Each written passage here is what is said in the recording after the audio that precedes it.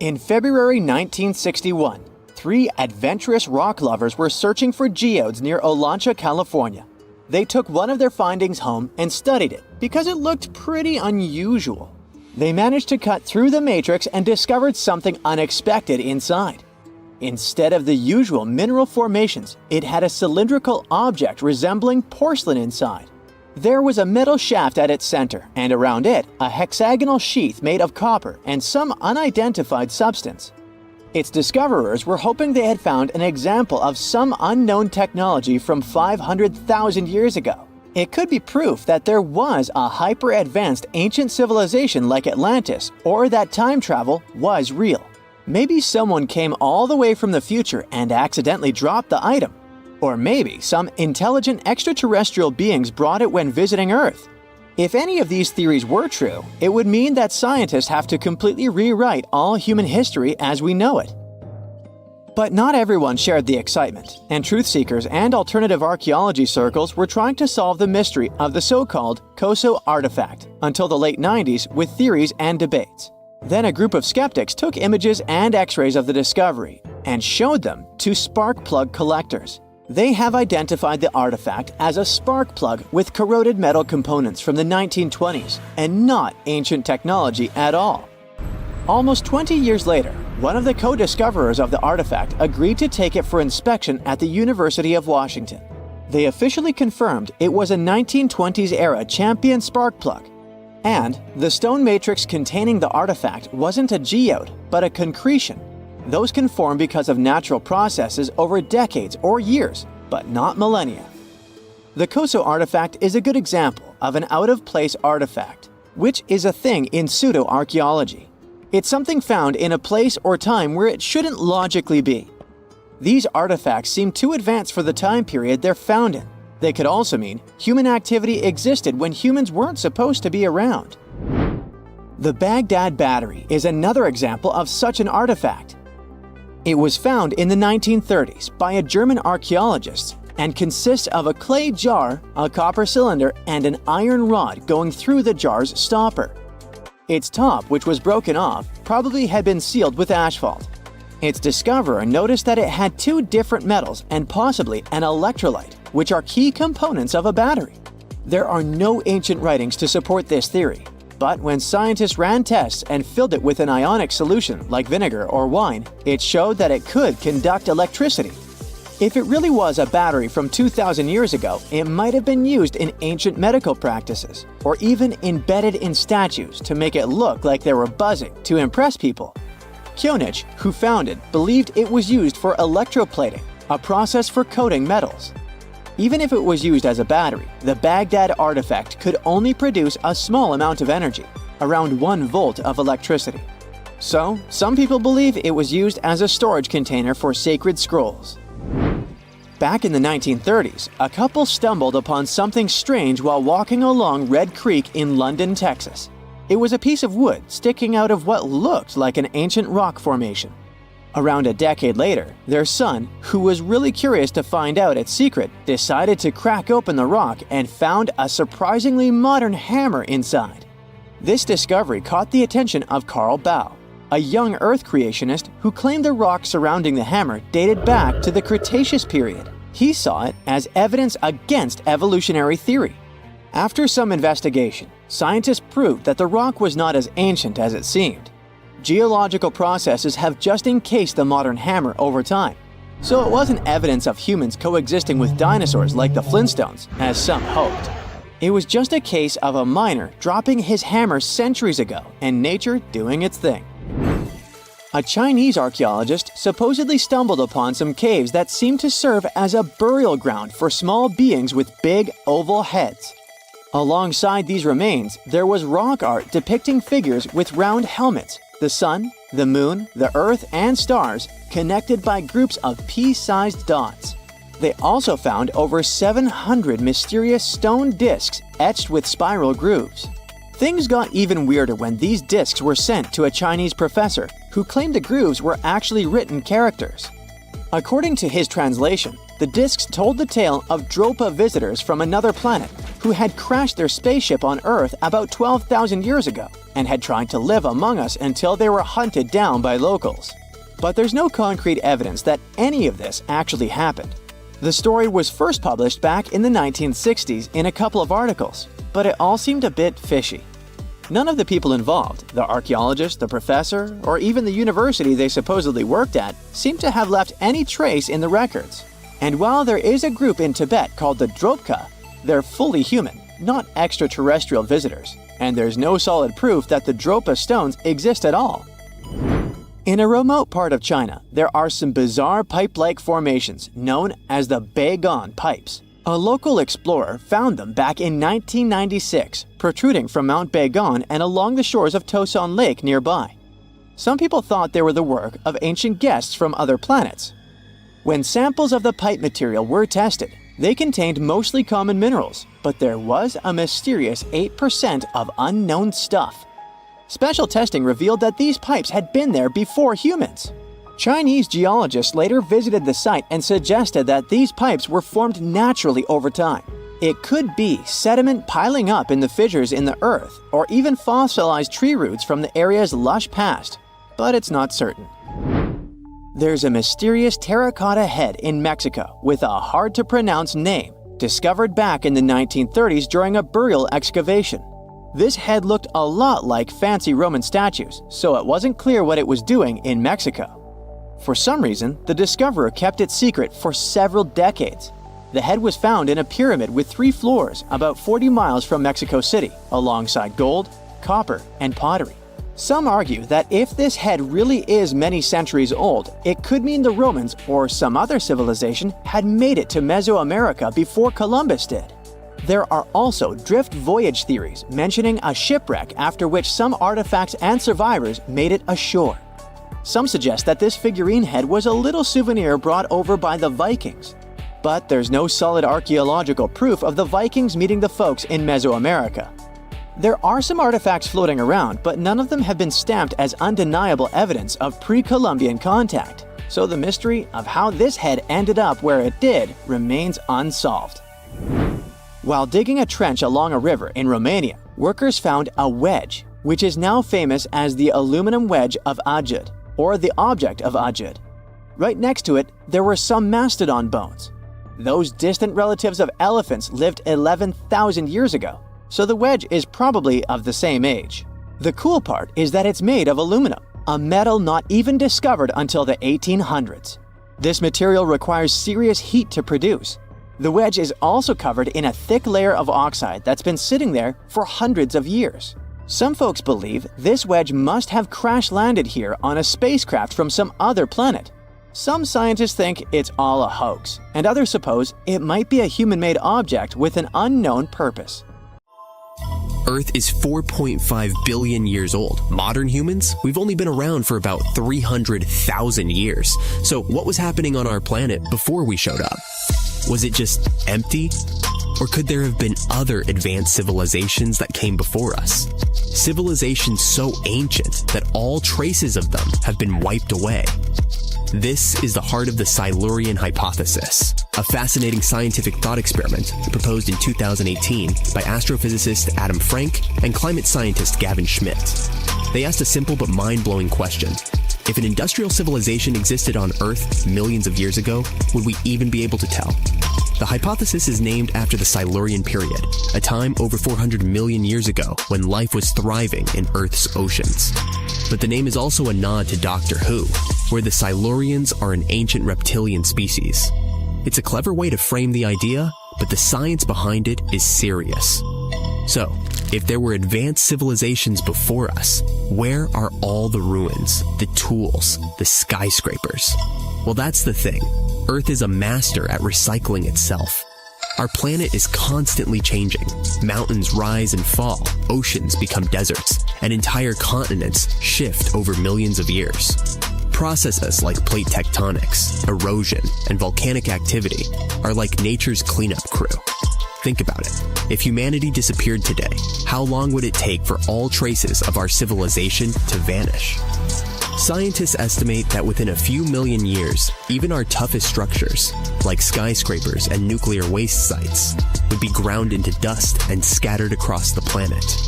So, if our civilization can disappear so completely, what chance do we have of finding evidence of one that existed hundreds of millions of years ago? This is where Frankenschmidt's idea gets really interesting. Instead of looking for physical evidence, they proposed searching for chemical fingerprints in Earth's geological record. For example, carbon isotopes. Burning fossil fuels changes the ratio of carbon-12 to carbon-13. If an ancient civilization used industrial processes, we might find these anomalies in ancient rock layers. Nitrogen levels. Synthetic fertilizers could leave behind unusual amounts of nitrogen-15. Radioactive isotopes. If they used nuclear technology, we might find traces of plutonium-24 or iodine-129. Elements that don't occur naturally in large amounts. But here's the catch. Natural processes can also produce similar chemical signatures. For example, massive volcanic eruptions can release huge amounts of carbon dioxide, altering isotope ratios. So, how do we tell the difference? One of the key pieces of evidence Frankenschmidt looked at was the Paleocene-Eocene thermal maximum, PETM, a period about 56 million years ago when Earth's temperature spiked by 5 to 8 degrees. This event released a massive amount of carbon into the atmosphere, similar to what humans are doing today. Could this have been caused by an ancient industrial civilization? It's a fascinating idea, but most scientists aren't convinced. The PTM was likely caused by natural processes, like volcanic activity or the release of methane from ocean floors. Plus, the rate of carbon release during the PTM was much slower than what we see today. So, if the PETM wasn't caused by ancient factories, what other clues could point to a lost civilization? Some researchers have suggested that dinosaurs might have been more advanced than we think. Take the Troodon, for example. This small bird-like dinosaur had a large brain relative to its body size, binocular vision, and grasping hands, traits that suggest it could have been capable of complex behavior. Paleontologist Dale Russell even speculated that if dinosaurs hadn't gone extinct, Troodons might have evolved into intelligent, human-like creatures he called dinosauroids. But let's be real, even the smartest dinosaurs were probably nowhere near building cities or launching rockets. So, what about something even stranger, like a civilization based on fungi? In 2000, a Japanese biologist named Toshituki Nakagaki conducted an experiment that blew everyone's minds. He placed a slime mold in a maze with a sugar cube at the end. Within hours, the mold figured out the shortest path to the sugar without a brain.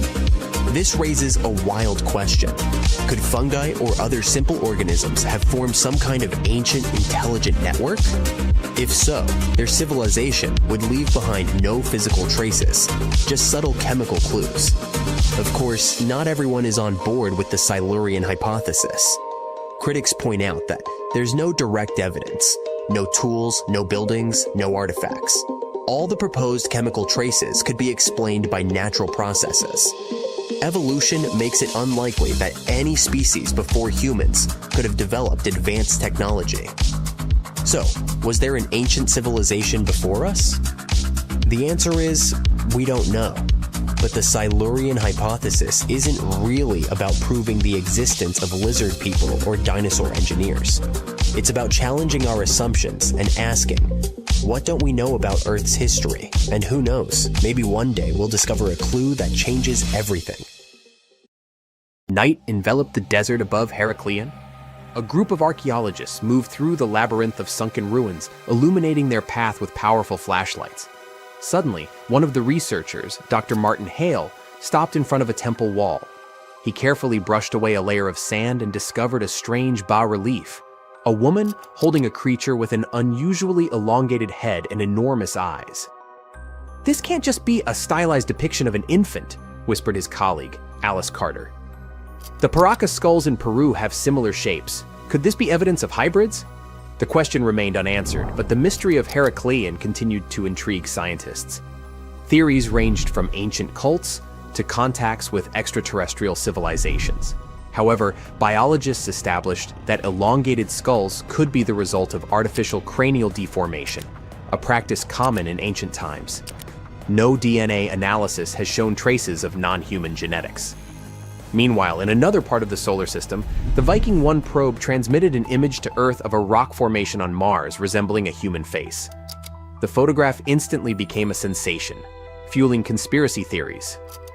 "It's just pareidolia," astronomers stated. "The human brain is wired to recognize familiar shapes in random forms." Decades later, when NASA sent more advanced spacecraft, images confirmed that the face on Mars was merely an ordinary hill, with shadows creating the illusion of facial features. However, proponents of the ancient Martian civilization theory insist that the truth is being concealed. No less mysterious are the artifacts of the Maya civilization. Their bas-reliefs depicting beings resembling astronauts, their complex astronomical calculations, and myths of gods descending from the heavens suggest possible contact with extraterrestrials. Some researchers associate Kukulkan, the feathered serpent god, with alien beings. However, historians remind us that such imagery appears in many cultures and may carry purely symbolic meaning.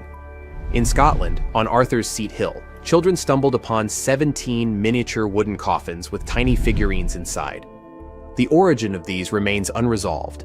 Were they ritual offerings, connected to the murderers Burke and Hare, who sold their victims' bodies for medical research, or simply children's toys mistakenly perceived as something mystical?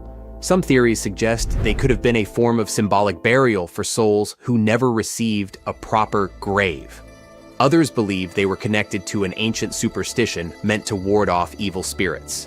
Another hypothesis suggests they were linked to an old Scottish practice of making talismans for protection against supernatural forces. The Antikythera mechanism found off the coast of Greece is another ancient enigma. This intricate device, over 2,000 years old, turned out to be an astronomical calculator ahead of its time. Studies revealed that the mechanism was used to calculate planetary movements and eclipses, proving the advanced knowledge of ancient Greek science. Many researchers now believe that similar devices might have existed, but no other examples have been discovered. Recent images from the Perseverance rover uncovered mysterious square structures on Mars. Geologists attribute them to natural crystallization and erosion processes, but UFO enthusiasts are convinced they are ruins of ancient constructions. The formations bear a striking resemblance to rectangular patterns seen in some ancient Earth structures, further fueling debates about potential past life on the Red Planet. In Germany, during excavations near Marburg Castle, students discovered a pocket sundial. The miniature device, several centuries old, amazed researchers with its precision and craftsmanship. Who owned it? Was it part of monastic heritage, used for prayers on a strict schedule? Experts believe that such sundials were rare and expensive, likely belonging to high-ranking individuals or scholars deeply engaged in astronomy and mathematics. Yet one of the most intriguing discoveries remains the Sabu disk, a 5,000-year-old artifact from Egypt. Its purpose remains debated. Some believe it was a ritual object, while others think it had a technical function, possibly part of an ancient machine. Some engineers speculate that its shape suggests it could have been part of a primitive flywheel or a component of an unknown mechanism. Certain studies suggest it could have been related to liquid movement or even served as a part of a lost mechanical system. Despite extensive research, its true function remains an enigma, adding to the ongoing fascination with the technological capabilities of early civilizations. The world is full of mysteries. Every solved enigma raises new questions. Were these artifacts merely the result of human ingenuity, or evidence of contact with forces we have yet to understand? As new discoveries emerge, the past continues to challenge our understanding, reminding us that history holds secrets waiting to be uncovered. When you think of super pricey colors, gold, silver, and purple probably come to mind. But back in Pompeii, blue was the real showstopper. Known as Egyptian blue and later renamed Pompeian blue, this color was total luxury, glamorously coating walls in ancient Egypt as far back as 2500 BCE. And in Pompeii, the demand was so high that blue could cost more than even the ridiculously expensive purple. Finding a blue artifact from Pompeii is not easy, let alone a whole room. But in May 2024, archaeologists finally uncovered a completely blue room filled with murals, featuring female figures and symbols of the four seasons. Oh wow, this is the blue room? This gem was actually discovered ages ago during the Bourbon era, but it took until recently to finish a full excavation. The blue room isn't huge, about 86 square feet, but don't forget that vibrant blue is rare for Pompeian frescoes, usually saved for the fanciest spots. Experts think this room may have been a sanctuary for rituals or sacred stuff. Among the finds were bronze jugs, lamps, and 15 hefty amphorae. Amphorae were the Tupperware of ancient Rome, perfect for transporting liquids like olive oil, beverages, or garum, an infamous fermented fish sauce that Romans couldn't get enough of. Their tapered design meant they had to either stand on a rack or be buried in the ground, but that shape made shipping them really efficient. Also, the archaeologists found there were building materials for renovations and a ridiculous number of empty oyster shells. While you might think this room hosted some fancy shindigs with oysters and gallons of beverages in those amphoras, in reality, the shells weren't even leftovers from a posh dinner party. Instead, experts believe they were ground up to mix with plaster and mortar. The next find was unearthed around 2 decades ago, but the scientists only realized it in 2024. They had dug up the oldest cheese ever, clocking in at a whopping 3,600 years. The previous record holder was only 3,200 years old, found in an Egyptian tomb of some big shot named Thutmose. When they discovered that younger cheese, they found broken jars with this solid, whitish mass inside. It took some serious sleuthing to confirm it was cheese and not some ancient science experiment gone wrong. But let's go back to this 3,600-year-old cheese. It wasn't just sitting around like any old lump. It was actually a fashion statement. It was found in the tomb with the mummy of a young woman from northwestern China. She had the cheese hanging around her neck like some sort of dairy bling. Now let's talk taste. When experts were asked if they'd try the cheese, their answer was a swift no way. So basically, nobody's diving in to find out if it's pungent or not. But thanks to some fancy tech, they can analyze flavors. But even if they had dared to try, I bet it's nothing to write home about since it's as hard as rock now. Scientists figured out this cheese was likely kefir cheese, made from fermenting milk with kefir grains and had both goat and cow milk in it. Funny enough, the ladies whose tomb it was found in belonged to the Xiaohe people, who were probably lactose intolerant. But don't fret. Despite their limited plant options, they could still enjoy cheese since this kefir delicacy had surprisingly low lactose levels. Remember when everything felt brighter? The grass greener, people friendlier, and trees looking regal?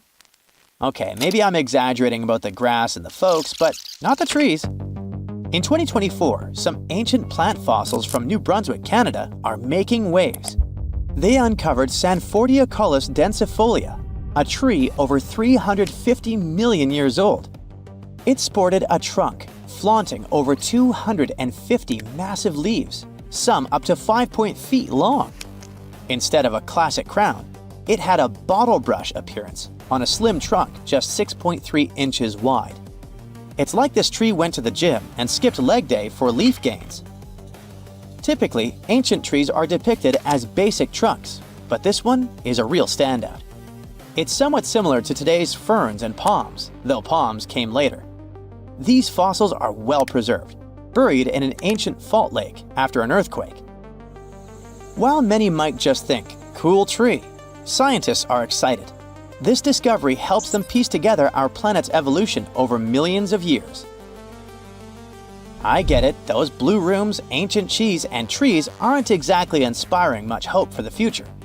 But I've got something that might just change the game. In 2024, scientists discovered a new theoretically habitable planet called Gliese 12b.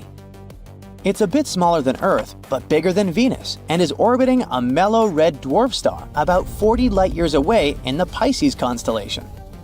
This star is just 27% the size of our Sun, and 60% as hot, which puts Gliese 12b in the Goldilocks zone, where liquid water could actually exist, even with its speedy 12.8-day orbit.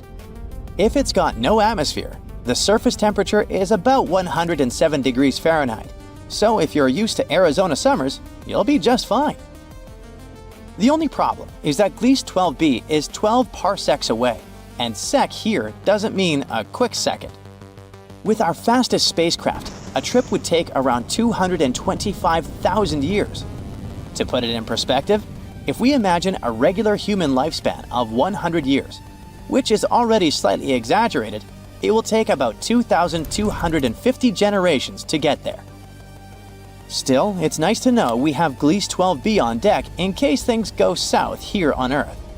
And even if we never actually get there, studying it with the James Webb Space Telescope might help unravel the mystery of why Earth stayed livable while Venus didn't. Archaeologists in Egypt have made an exciting discovery. They found the upper half of a huge statue of Ramses II. This 12.5-foot limestone piece was uncovered in Hermopolis, now Ashmunain, and it lines up perfectly with the lower part found in 1930. It took almost 100 years to finish the puzzle. The statue shows Ramses seated, wearing a crown and a headdress with a cobra, symbolizing his rule over both Upper and Lower Egypt. The back of the statue is covered in hieroglyphs, listing the king's numerous titles, highlighting his status as one of ancient Egypt's most powerful pharaohs. Combining the upper and lower pieces would create a statue nearly 23 feet tall. You probably know the Statue of Liberty was a French gift, but did you know that the famous Venetian lions were actually made in China and not Italy?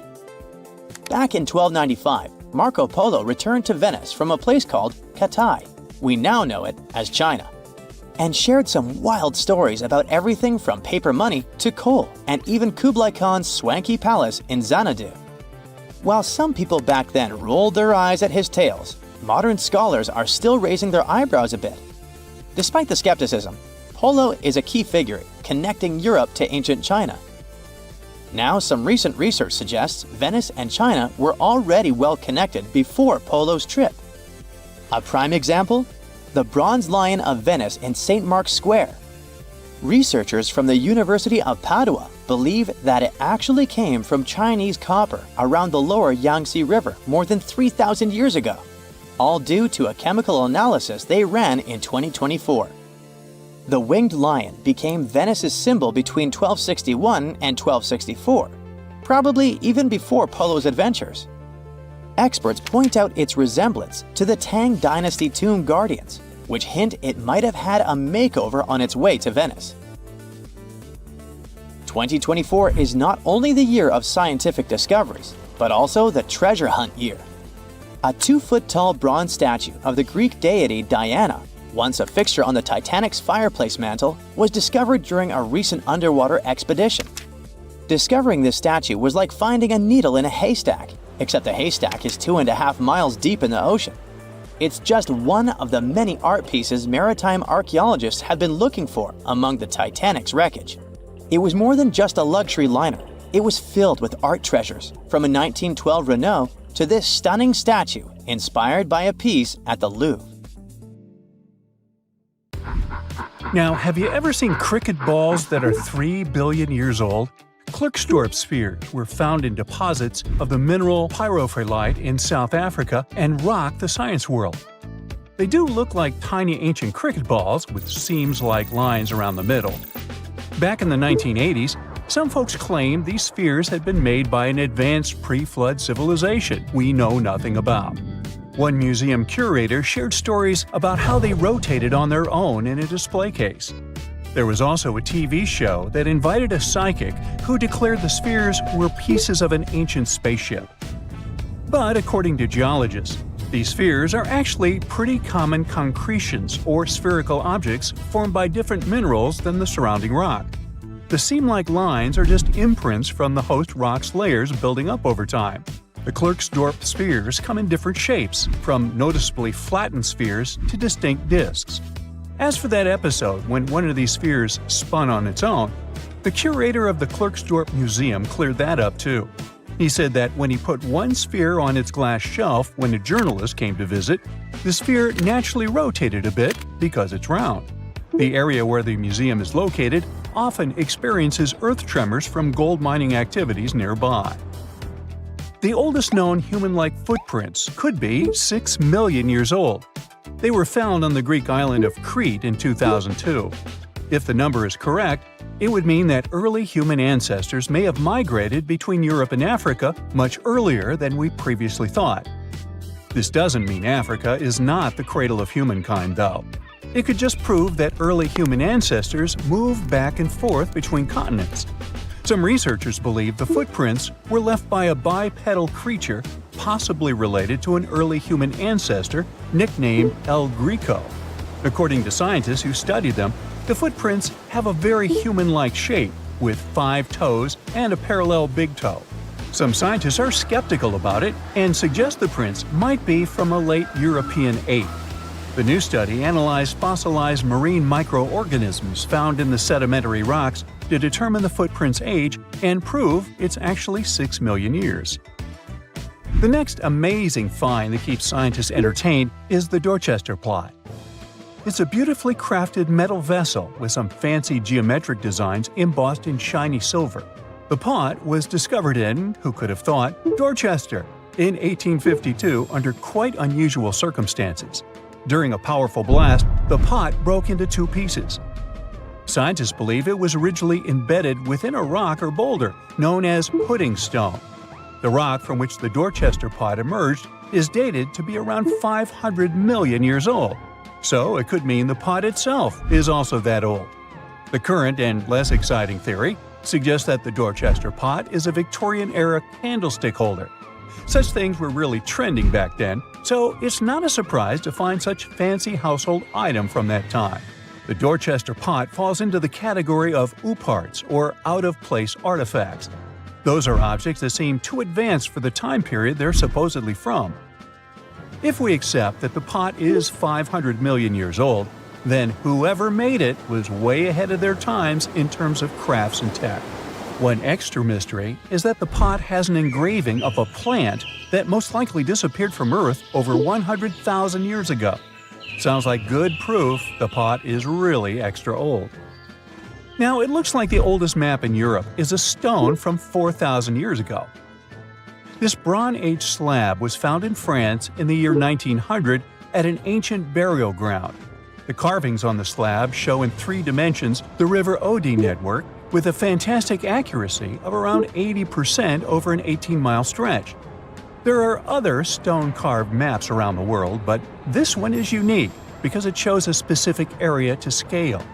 Looks like the slab's carvings don't just map rivers and hills, but also settlements, barrow sites, and field systems. Archaeologists say the slab wasn't used for navigation, but rather to symbolize power. The detailed markings on the slab might have served to illustrate the domain of a local ruler, possibly a prince or king, to show their control over the territory. When the ruler lost power, the slab was likely repurposed as part of a burial vault. The unique artifact was stored in the cellar of a museum. For decades, no one even noticed until several scholars read older reports about the slab and decided to check it out. They conducted a detailed analysis using 3D techniques. Their research proved that the creators of the slab had not only etched lines into the rock, but also modified its surface to reflect the topography of the landscape with high accuracy.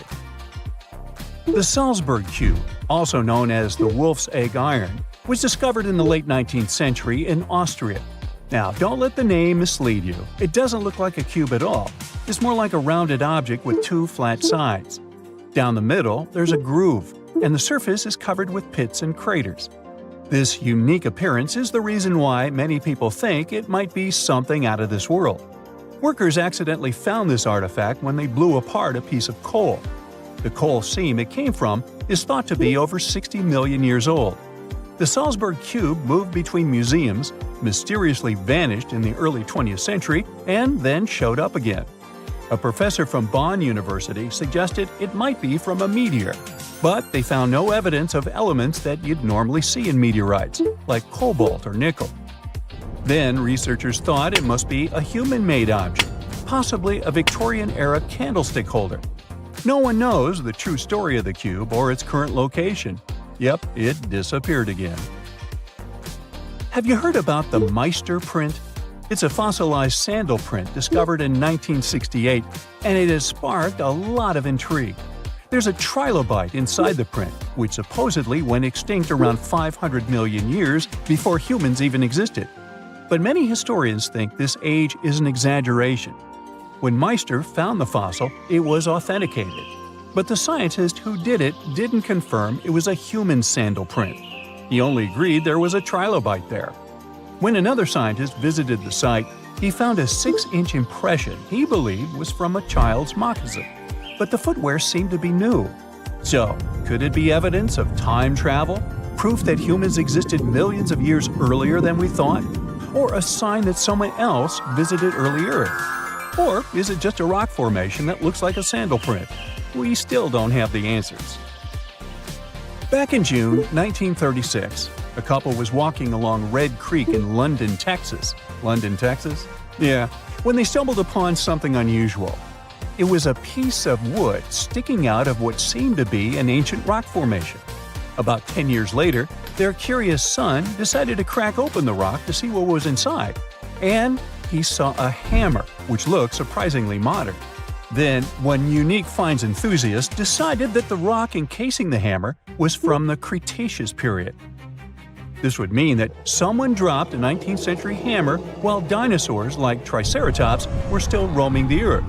So, if this hammer was truly from the Cretaceous period, then the whole evolutionary theory would be wrong. And if the hammer was modern, it would mean the Cretaceous rock formation it came from was much younger than we thought. But the real answer was much simpler. The hammer was indeed modern, and geological processes had encased it in rock. Minerals can harden around an object in a relatively short time.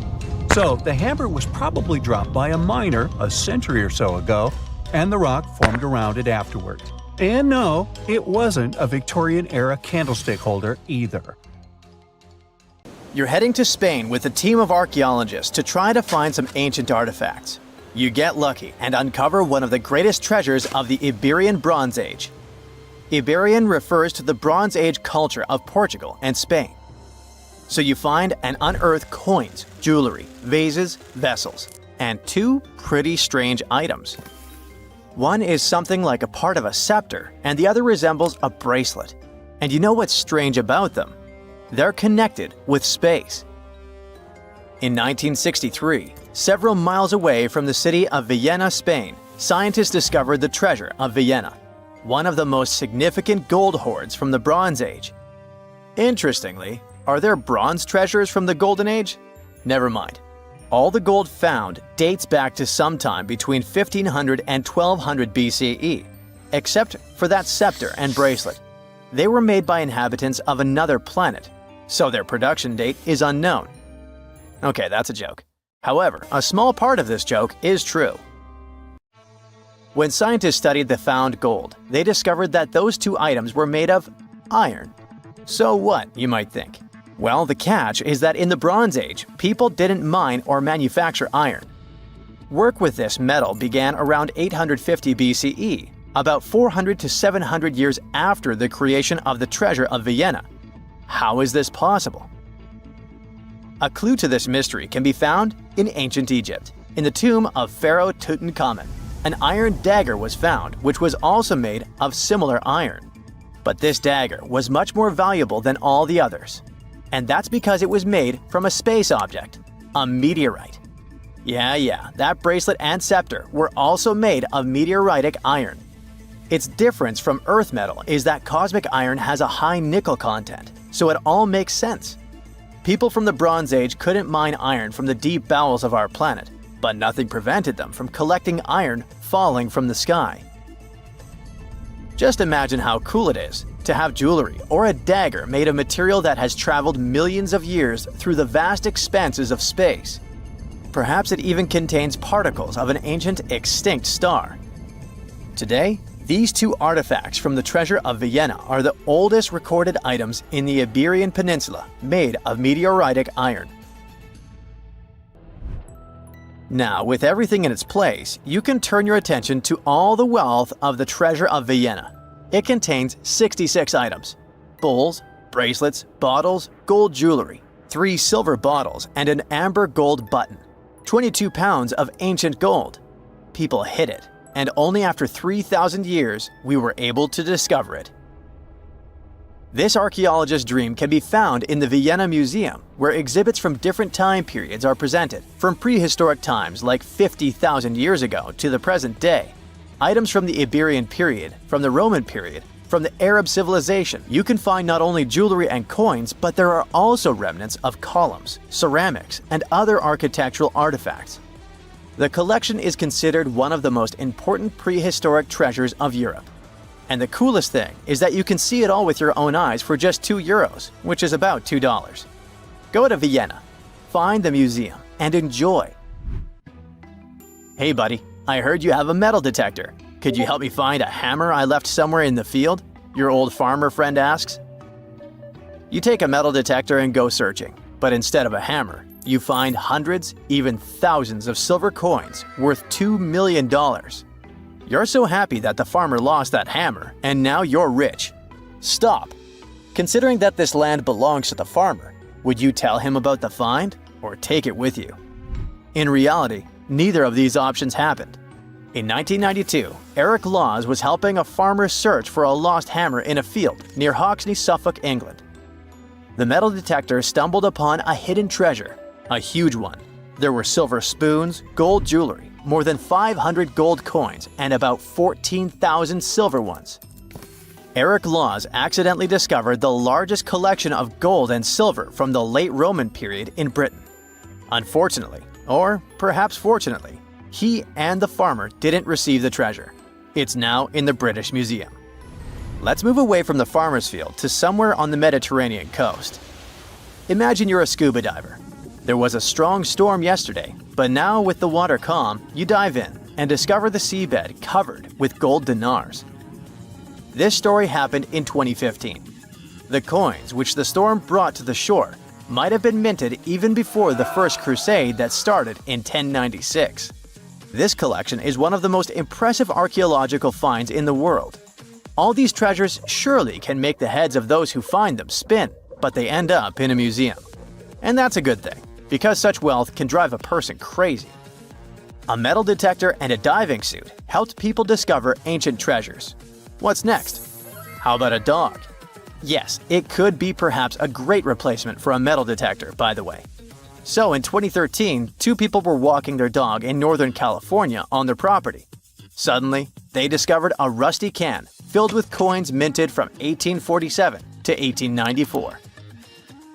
There were about 1,500 coins, and they all were gold. Another chance for a carefree, rich future? Not this time. The find caused a lot of controversy among specialists. There was one version, according to which these coins could have been stolen from the US Mint. But later, the US Mint debunked this suggestion, as they'd never had this gold in their storage. Anyway, it's interesting what the point was in hiding it all in someone else's yard. Some thief risked their freedom and life to get rich. When they succeeded, they just hid the coins as if they never existed. What a strange deal. Coins, jewelry, meteorite items, it's all cool. But let's end our video with something grand and epic. Archaeologists were conducting research near the Mediterranean coast of Egypt and discovered a treasure trove inside a sunken temple and sanctuary. Despite the waves, earthquakes, and seawater, the massive find was preserved in a not bad condition. The temple was built a very long time ago and collapsed in the middle of the 2nd century BCE. It was an important structure in ancient Egypt. People considered this place holy. Pharaohs came to the temple to seek help from the higher powers of Egyptian mythology to obtain titles for their rule. Titles of kings of the universe. For many people, this place was like the center of the universe. and now it lies forgotten on the seabed, almost ruined. Time spares nothing. Researchers found out the temple had been part of an ancient port city. A long time ago, an earthquake occurred in this area and destroyed the city. Tidal waves softened the ground and dragged the town into the Mediterranean Sea. While studying the temple, scientists found many secret treasures there: silver ceremonial instruments, gold jewelry, and alabaster vessels. In past times, people used them to store perfumes or greasy ointments called unguents. Perhaps in ancient Egypt, they weren't bad in the field of cosmetology. Near the temple, archaeologists discovered a Greek sanctuary.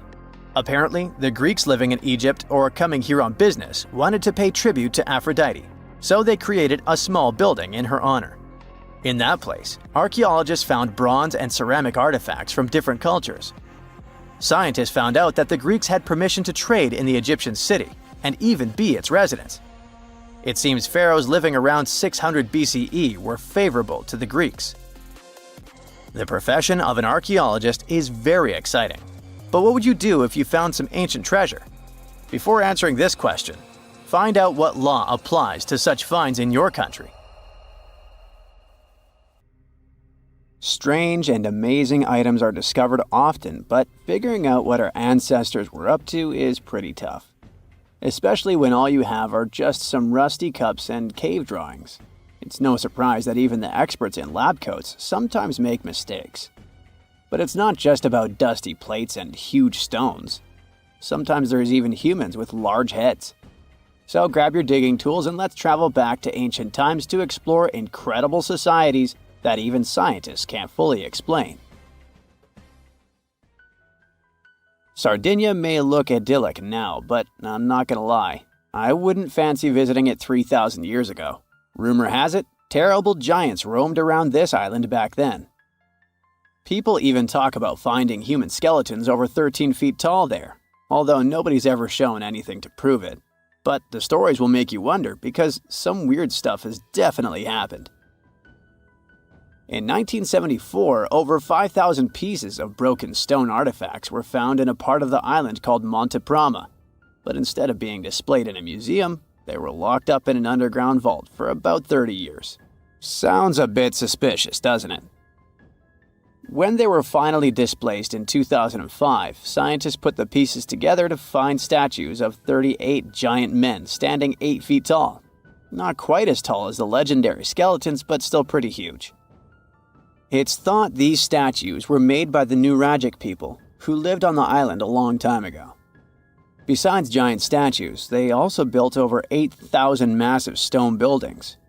Perhaps Nuragic weren't giants themselves, but they definitely liked their things big.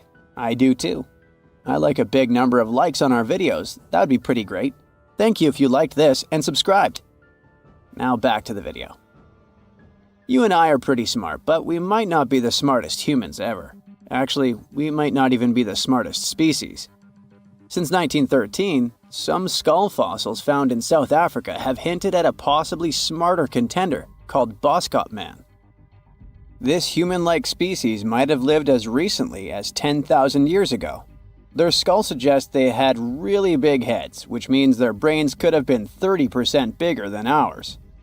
Wow! Their average IQ could have been around 149, making them among the smartest 0.05% of people today. But if a Boskop brainiac was so much smarter, why are they not around and we are? Well, bigger isn't always better, you know. Our brains are a lot bigger than our ape relatives, mainly in the prefrontal cortex.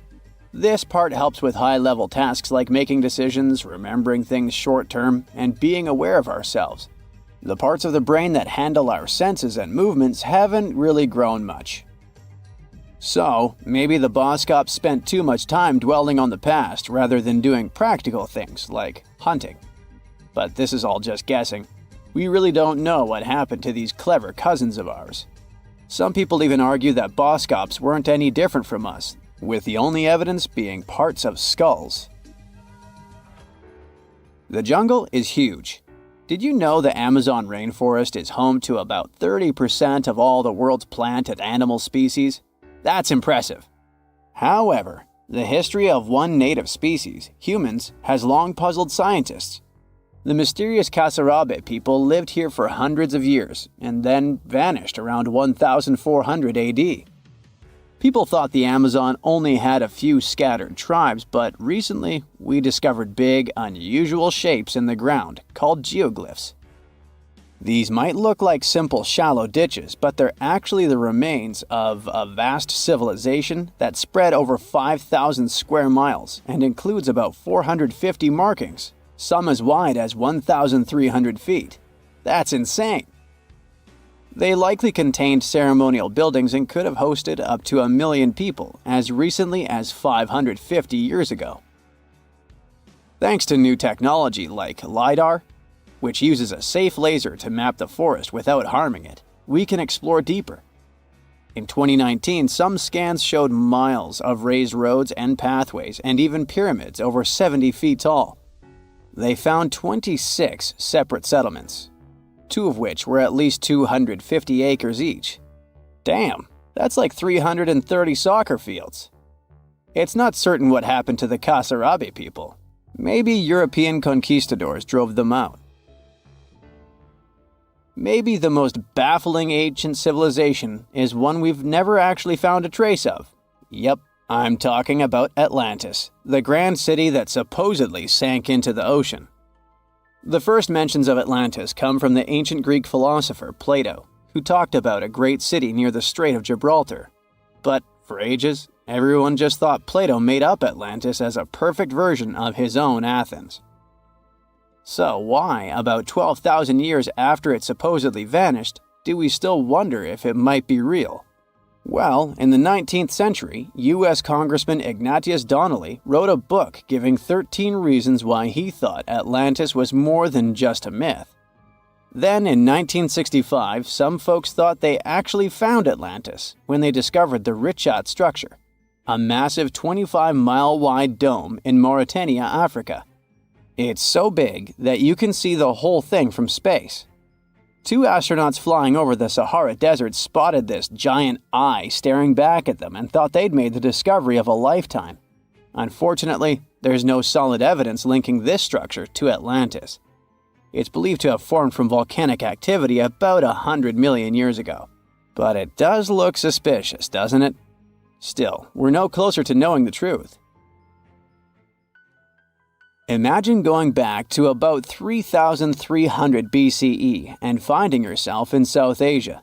Welcome to the Harappan civilization. These people were way ahead of their time. They had cities like Harappa and Mohenjo-Daro, complete with baked brick houses, sophisticated drainage systems, and even public baths. This place might have had over 5 million people, making it one of the densest regions at the time.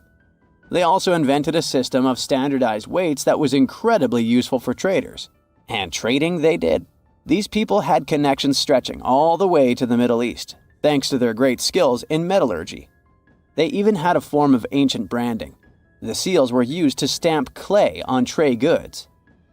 Despite being so advanced with a thriving urban life, there's a whole bunch of mystery shrouding their language and script. We've got bits and pieces of their writing, but no one's deciphered them yet, even with all the technology we have today. We also still don't know how exactly their society worked. It looks like they didn't flaunt their social status as much as other civilizations. No grand palaces or massive monuments. Instead, their largest buildings might have been granaries. They sure were practical. Unfortunately, all good things must come to an end. Around 1800 BCE, this bustling civilization started to decline, possibly due to shifts in river patterns. As the environment changed, the Harappans packed up, moving towards more hospitable lands. Ever heard of the Minotaur? The beast with a bull's head and a man's body, hunting the bravest travelers in a massive maze. Well, this wasn't just any old tale. It was one of the most popular dramas of the ancient world. And it was inspired by this place, the island of Crete. The Minoans lived here during the Bronze Age. They had stunning palaces, amazing frescoes, and a culture so rich it still fascinates historians to this day. They built places like Knossos, which was so complex with its multi-story buildings and elaborate hallways that it might have inspired the whole labyrinth myth. Their engineering was so ahead of its time that even their drainage systems were more advanced than what many of us have today. Let me know in the comments which of these stories you find the most fascinating, and thanks for watching. Okay, what if I tell you that the extraterrestrials we all imagine as little green men may actually look like very normal Earthlings and chill in Europe? This is the Iberian Peninsula, and people living there are under suspicion. Ooh. Here's the reason. Somehow, parts of the most important artifacts that the Iberian civilization called Treasure of Valena are made of metal that simply can't be found on Earth, because it's metal from a meteorite. Now let's tackle this step by step. This is the artifact itself, and it's composed of 59 different objects. Bowls, bottles, and bracelets. Is there a pattern there with all those bees? In total, the find weighs around 20 pounds, of which 18 pounds are 23.5 karat gold. Now, if you're not a metal specialist, I'll clarify it for you right away. For comparison, 23 karat gold is 95.8% pure gold, so 23.5 karat is even purer. The remaining percentage goes to other metals to help add strength and durability to the precious alloy. There was also silver, iron, and amber in that set. The artifact could have been pretty straightforward, but for these two, let's call them imposters. Look at this wrought iron bracelet and this hollow hemisphere. Can you see that? Those rusty lines on the hemisphere and the overall weird color of the bracelet do stand out, since everything else is made of purest gold. This all started back in 1963, when a researcher noticed a dark leaden metal among the shiny bowls and bottles. The metal was shiny in some areas and covered with a ferrous-looking oxide that was mostly cracked. Now, just so you understand, gold does not usually act this way. Gold is one of the least reactive of all metals, so it won't even tarnish, let alone rust. To figure out where this suspicious iron came from, researchers turned to mass spectrometry, which checks out the mass-to-charge ratio of molecules. Their findings showed that the nickel in the iron is similar to that found in meteoritic iron. Simply put, the bracelet and the hemisphere are of extraterrestrial origin. Ooh. Now, the exact age of the trove is hard to determine, yet it's crucial. We need to know the exact age to see if it coincides with the start of the Iron Age in the Iberian Peninsula. If it does, then no further questions here.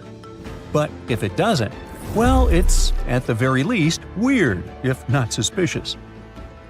So there's this three-age system. It comprises the Stone Age, then the Bronze Age, and then the Iron Age. The Stone Age is of no importance here, so let's compare the Bronze and the Iron Ages. The Bronze Age began when it was realized that combining copper and tin produced a material that was more durable than either metal alone. This era was all about major upgrades in tools and weapons, but two standout inventions were writing systems and the wheel. Then came the Iron Age. This time was all about slowly bringing iron into everyday life. Iron was way easier to shape into cool designs than bronze.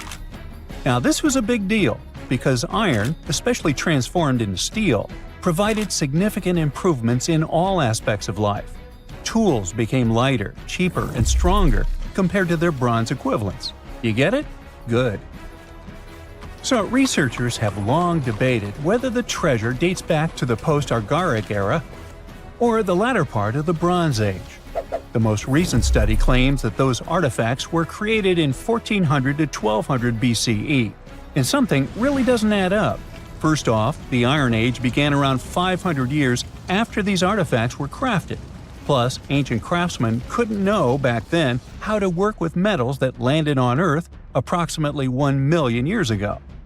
And while the dates are really hard to explain, there is a logical explanation for the craftsmanship. The theory here is that those metal workers simply had access to the fallen meteorite, and thus, they could study it well and discover its properties before using it for decorative purposes. They could have figured it out through trial and error, and once they knew exactly how to work with this extraterrestrial metal, they proceeded to adorn the artifacts with it. Plus, there were the Phoenicians, who contributed to their craftsmanship. Now, it's true that the Iberian people have been processing metal and making pottery long before the Phoenicians settled on the peninsula. But the arrival of new metalworking techniques and the introduction of the potter's wheel enabled them to produce better quality goods much faster than before. So, we figured out the extraterrestrial origins of the Iberian artifacts. But guess what? This area is still under suspicion. The reason for that is the language they spoke. You see, for most modern languages people use today, there will always be some proto-language. Say for Italian, Spanish, and French, it's Latin, hence their similarities. But wait, Iberian was largely spoken where modern Spain is, so why isn't Spanish similar to it? Well, the truth is, no language today is similar to the Iberian. Maybe only the Basque language, but it's because of some similarities found in their numerical systems. Basque is classified as a language isolate, or simply unrelated to any other known languages, and the only language isolate in Europe. The Iberian language is unclassified. While the scripts written in it have been deciphered to various extents, the language itself remains largely unknown. And look at the alphabet the Iberians had. Looks like it doesn't really belong to our planet. But hold up, this one might be a bit of a stretch. When the Phoenicians came to the peninsula, they brought along their alphabet to the Iberians. But honestly, the Iberians probably weren't keen on just copying someone else's writing system, so they tweaked it until it looked completely different. Let's just say they took some inspiration and ran with it. While linguists can guess to some extent how most characters sounded, actually translating the language is still completely impossible. The Iberian language was non-Indo-European and faded away over 2,000 years ago. And there aren't any similar languages left to help us out. Super frustrating, right? Yeah. We got over 2,000 Iberian inscriptions from tombs, coins, potteries, lead plates, and even cave wall carvings. But aside from a handful of words, we're totally in the dark about what they mean. Now, if we could understand their language, we might have learned that they were great thinkers and all, but we can only contemplate the works of art they left. Iberian culture has a lot of amazing stuff made by talented artisans. We're talking about not just metalwork and ceramics, but also detailed sculptures, textiles, jewelry, and other personal bling. But here's the catch. Making all those luxury items depended a lot on a big farming class. At the heart of Iberian society, most folks were involved in farming and taking care of livestock. Depending on where you were, the types of farming varied. For example, up in the north, they were all about growing grains, while down in Valencia, they focused on producing olive oil and other agricultural aspects. In the west, raising animals was the name of the game. Still, we don't have much information about the day-to-day lives of the many people doing this essential work. Yet, on the flip side, we know a lot about the upper class of Iberian society, who control these agricultural resources and hire the artisans. By the 7th century BCE, we start to see a group of Iberian princes who were living the good life, trading with the Phoenicians and enjoying fancy luxury items. You can spot this elite class in their burial practices.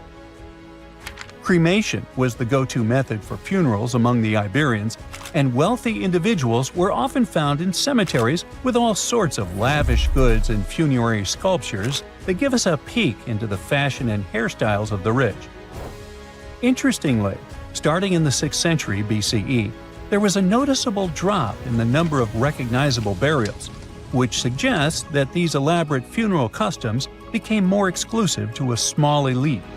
Meanwhile, the fate of the majority, farmers, artisans, soldiers, and laborers, who made up a big chunk of the population, remains a bit of a mystery. It used to be a pretty advanced civilization, but it vanished without a trace. Researchers think it could have been due to some massive earthquake. but so far, we don't know for sure. At some point in its long and very interesting history, our dear planet Earth was sort of snoozing, just doing its planetary thing, spinning around the sun. And then, bam, life starts getting fancy. Plants and animals start strutting their stuff, showing off their complexity. Fast forward a bit, about 65 million years ago to be exact, and a cosmic disaster strikes, or at least that's what we presume. An asteroid probably smashed into Earth, wiping out the dinosaurs and other big animals. We can't pinpoint specifics about the asteroid, but we do know that it was extremely large and it crashed into our precious planet, creating a dusty mess that settled everywhere. You can still find remnants of that dust layer in sedimentary rocks today. If you dig beneath it, you'll uncover a whole bunch of fossils. These prehistoric creatures were living it up before the asteroid crashed the party. Think of it as the planet going on a cleaning spree, leaving a bunch of empty spaces waiting to be filled. And guess who took the opportunity? Mammals! These furry little critters were the ones to rise to fame. But why is it that this disaster became such a great opportunity for mammals? It's pretty simple, actually. With no big bullies around, they grew, multiplied, and had a population expanse. All kinds of mammals joined to fill in the blanks. Primates, rodents, basically, the whole furry gang. We're talking about placental mammals, marsupials, and even egg-laying mammals, adding some serious variety to the mix. We like to think of primates as our closest relatives here on Earth. What's their story? Well, around 63 million years ago, just a couple of million years after the dinosaurs' final dance, the primates decided it was time for a family reunion.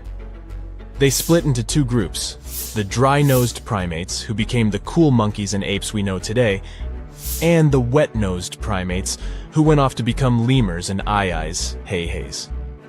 The fun didn't stop there. About 58 million years ago, the dry-nosed primates began their own little mission. One special guest called the tarsier, arrived on the scene, featuring big eyes that were perfect for late-night shenanigans. This tarsier took a different path from its primate relatives, embracing its unique niche and evolving separately. To this day, the tarsier is the only primate that feeds exclusively on meat. These little guys have a taste for insects, small birds, rodents, and even lizards. But that's not all that makes them unique. Their eyes are twice the size of their brains. Also, their heads can do a full 180-degree spin, just like an owl. Because of their features, the tarsiers are the true kings and queens of the night. With their superpower of ultrasonic tracking, they can spot their prey instantly. Plus, their legs and feet are like springs ready to launch them into action. They've got this special ankle bone called the tarsus, which gives them those epic leaping skills. Hence the name, if you were wondering. But let's leave these little critters to rest and get back to our story, shall we? About 55 million years ago, the Earth cranked up the heat, literally. This sudden hot pod was a bit too much for many deep ocean dwellers and plants to handle, and they bid their farewells. But hey, every goodbye is an opportunity for something new, right? The oceanic mammals known as cetaceans, saw their chance and took it. They splashed into those empty niches, becoming the rulers of the sea. In this category of creatures, you can find the blue whale and the dolphin. A special primate guest made an appearance around 47 million years ago. Scientists now affectionately call the fossil of such a creature Ida. This little wonder caused quite a stir, initially hailed as the missing link in human evolution. But here's the hilarious part. It turned out Ida was not one of us dry-nosed primates, but a cheeky wet-nosed one. Moving forward to 40 million years ago, this is when another big event happened in the primate world. The New World monkeys, our distant cousins, decided to take a different path and branch off from our lineage of Old World monkeys. They packed their bags and set off to conquer South America, where they're still living it up today. What's the difference between the two, you might ask? Well, one crucial thing that sets them apart is the fact that the Old World monkeys had nostrils that pointed downwards. Around 25 million years ago, another troop of apes entered the scene, and these guys had something special: the lack of a tail. These unique creatures would go on to become our closest relatives. We're talking apes and great apes, the cool gang who share a whole lot of genetic similarities with us. The first ape to break free from the monkey madness was the gibbon. About 18 million years ago is when this little acrobat swung into the picture. A few million years later, the great apes made their grand entrance too. Orangutans were the pioneers, venturing into the wilds of southern Asia. We're getting closer and closer to the present. It was 7 million years ago when the great apes took a major fork in the evolutionary road. One path led to our ancestors, the future Homo sapiens, and the other path led to chimpanzees and bonobos. These two primate branches remained united for a few million years before finally going their separate ways. 5.6 million years ago, a game-changing ape called Ardipithecus made its way into our evolutionary history. It had a special talent: bipedalism. That's right, this was one of the first apes to walk on 2 feet, probably making its primate buddies raise an eyebrow or two. The real showstoppers, however, arrived around 4 million years ago: the Australopithecus crew. These were the earliest members of the Hominina hominina subtribe, our tribe. What made them so special? Well, probably the fact that they brought some serious tools to the game. Stone tools, to be precise. It seems that at some point in their evolution, these clever primates started using stones to make their lives easier. Now here comes a crucial turning point in our story. About 2 million years ago, our ancestors faced a food shortage. Survival of the fittest was the name of the game, and 2 strategies emerged. Group 1 went for stronger jaws, allowing them to chomp on tough foods like nuts. Group 2 had a different idea. They opted for weaker jaws, but bigger brains. They wanted access to a wider range of food options. Obviously, the bigger-brained group took the prize. And here's where our gang comes into play. Around 2.5 million years ago, a type of primate also known as handyman made its mark on history.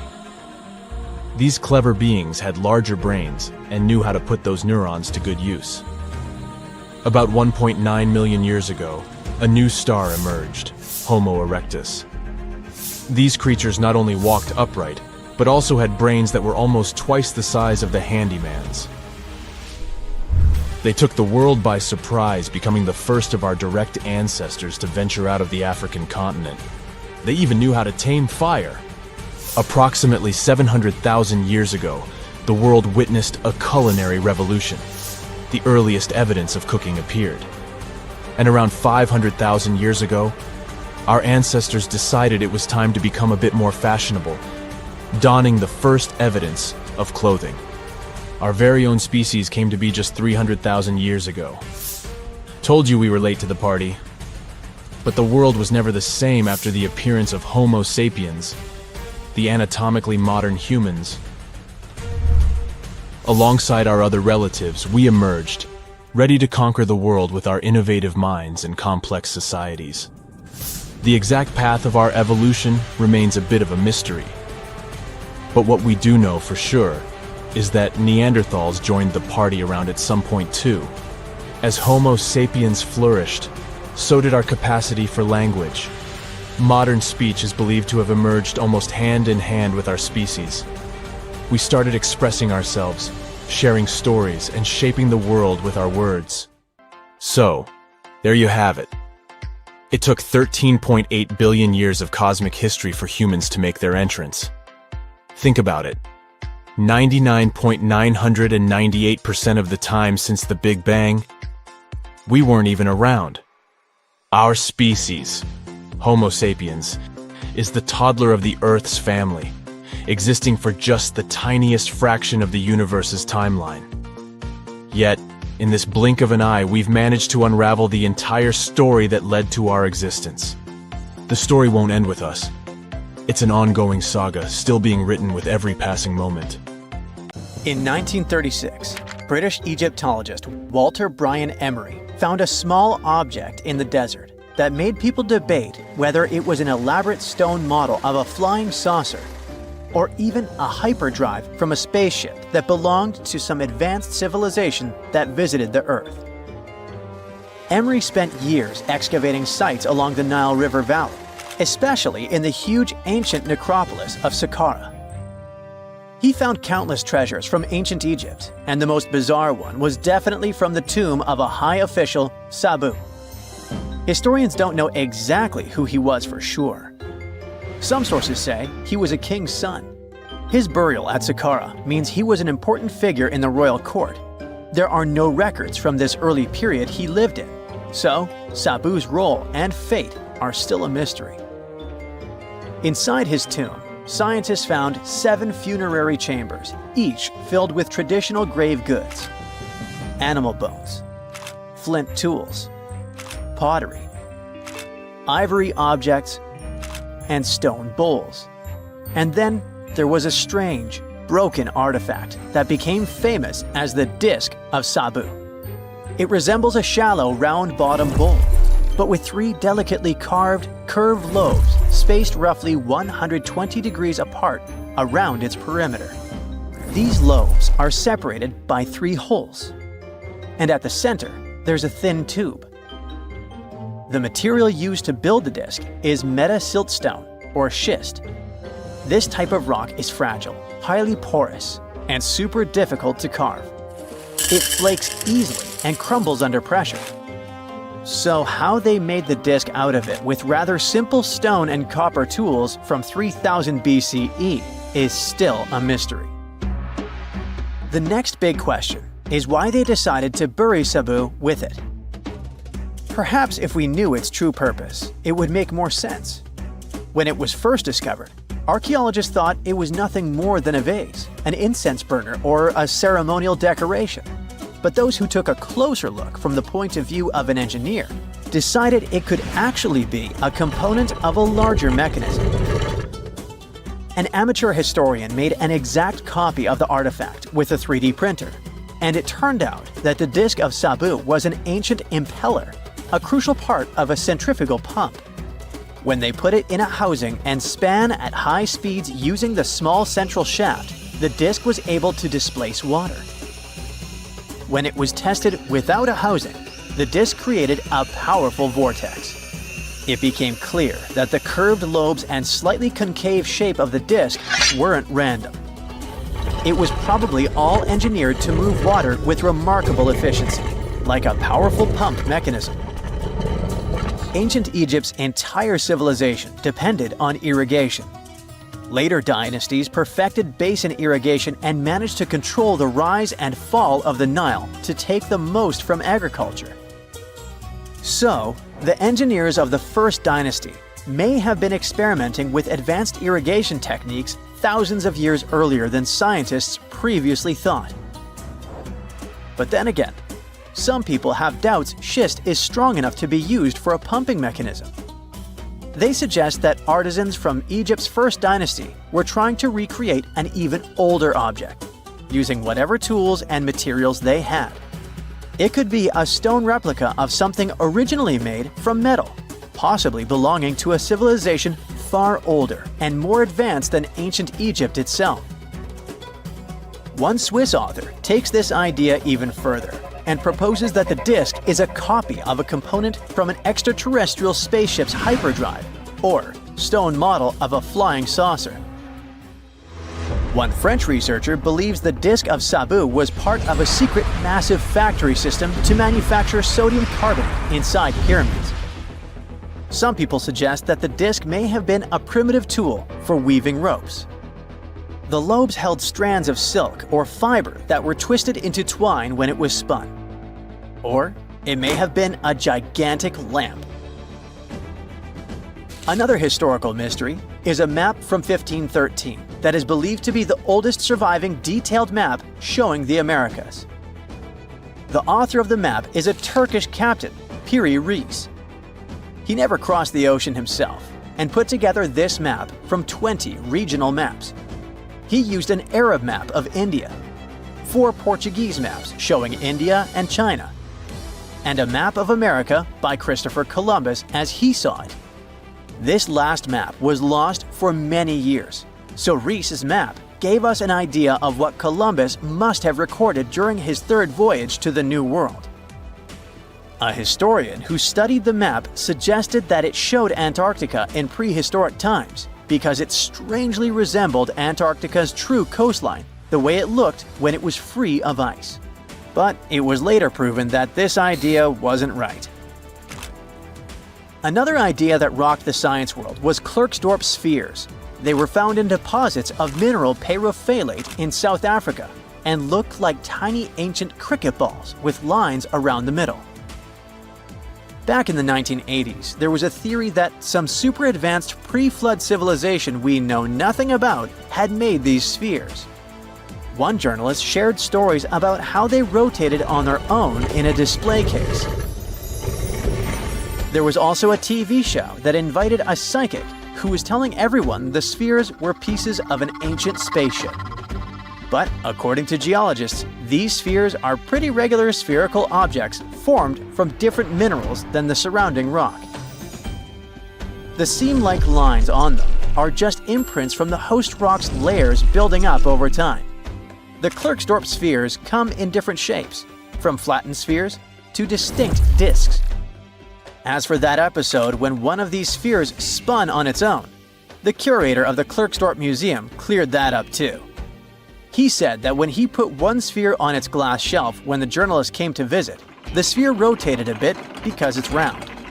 There are some gold mining activities going on nearby, so the land where the museum stands often experiences earth tremors. In a remote part of China, there are some bizarre pipe-like formations known as the Baigong pipes. A local explorer found them back in 1996 protruding from Mount Baigong and along the shores of Tosan Lake nearby. Some people thought they were the work of ancient guests from other planets. When scientists tested samples of the pipe material, they found out that they contained mostly common minerals, but there was a mysterious 8% of unknown stuff. Some extra tests showed that these pipes had been there before humans. Chinese geologists later visited the site and suggested that these pipes were formed naturally over time. It was probably fossilized tree roots from the area's super green past. It's still a real mystery with no clear-cut answer. While digging a trench along a river in Romania, workers found a wedge, which is now famous as the aluminum wedge of Ajud, or the object of Ajud. Right next to it, there were some mastodon bones. Those distant relatives of elephants lived 11,000 years ago. So some people concluded the wedge is of the same age. The cool part is that it's made of aluminum, but this metal wasn't discovered until the 1800s. This material requires serious heat to produce. The wedge is said to be covered in a thick layer of oxide that's been sitting there for hundreds of years. Some folks believe this wedge must have crash-landed here on a spacecraft from some other planet. Some scientists think it's all a hoax, and others suppose it might be a human-made object with an unknown purpose. On October 30th, 1759, the inhabitants of the Middle East were jolted awake by an earthquake. Cracks appeared in the walls of their homes, roofs began to crumble. People ran out of their homes and gathered in open areas. But because of strong shocks, they kept losing their footing and falling. A month later, there was another earthquake, but it turned out to be even stronger. Trees broke, houses collapsed, deep cracks appeared in the ground.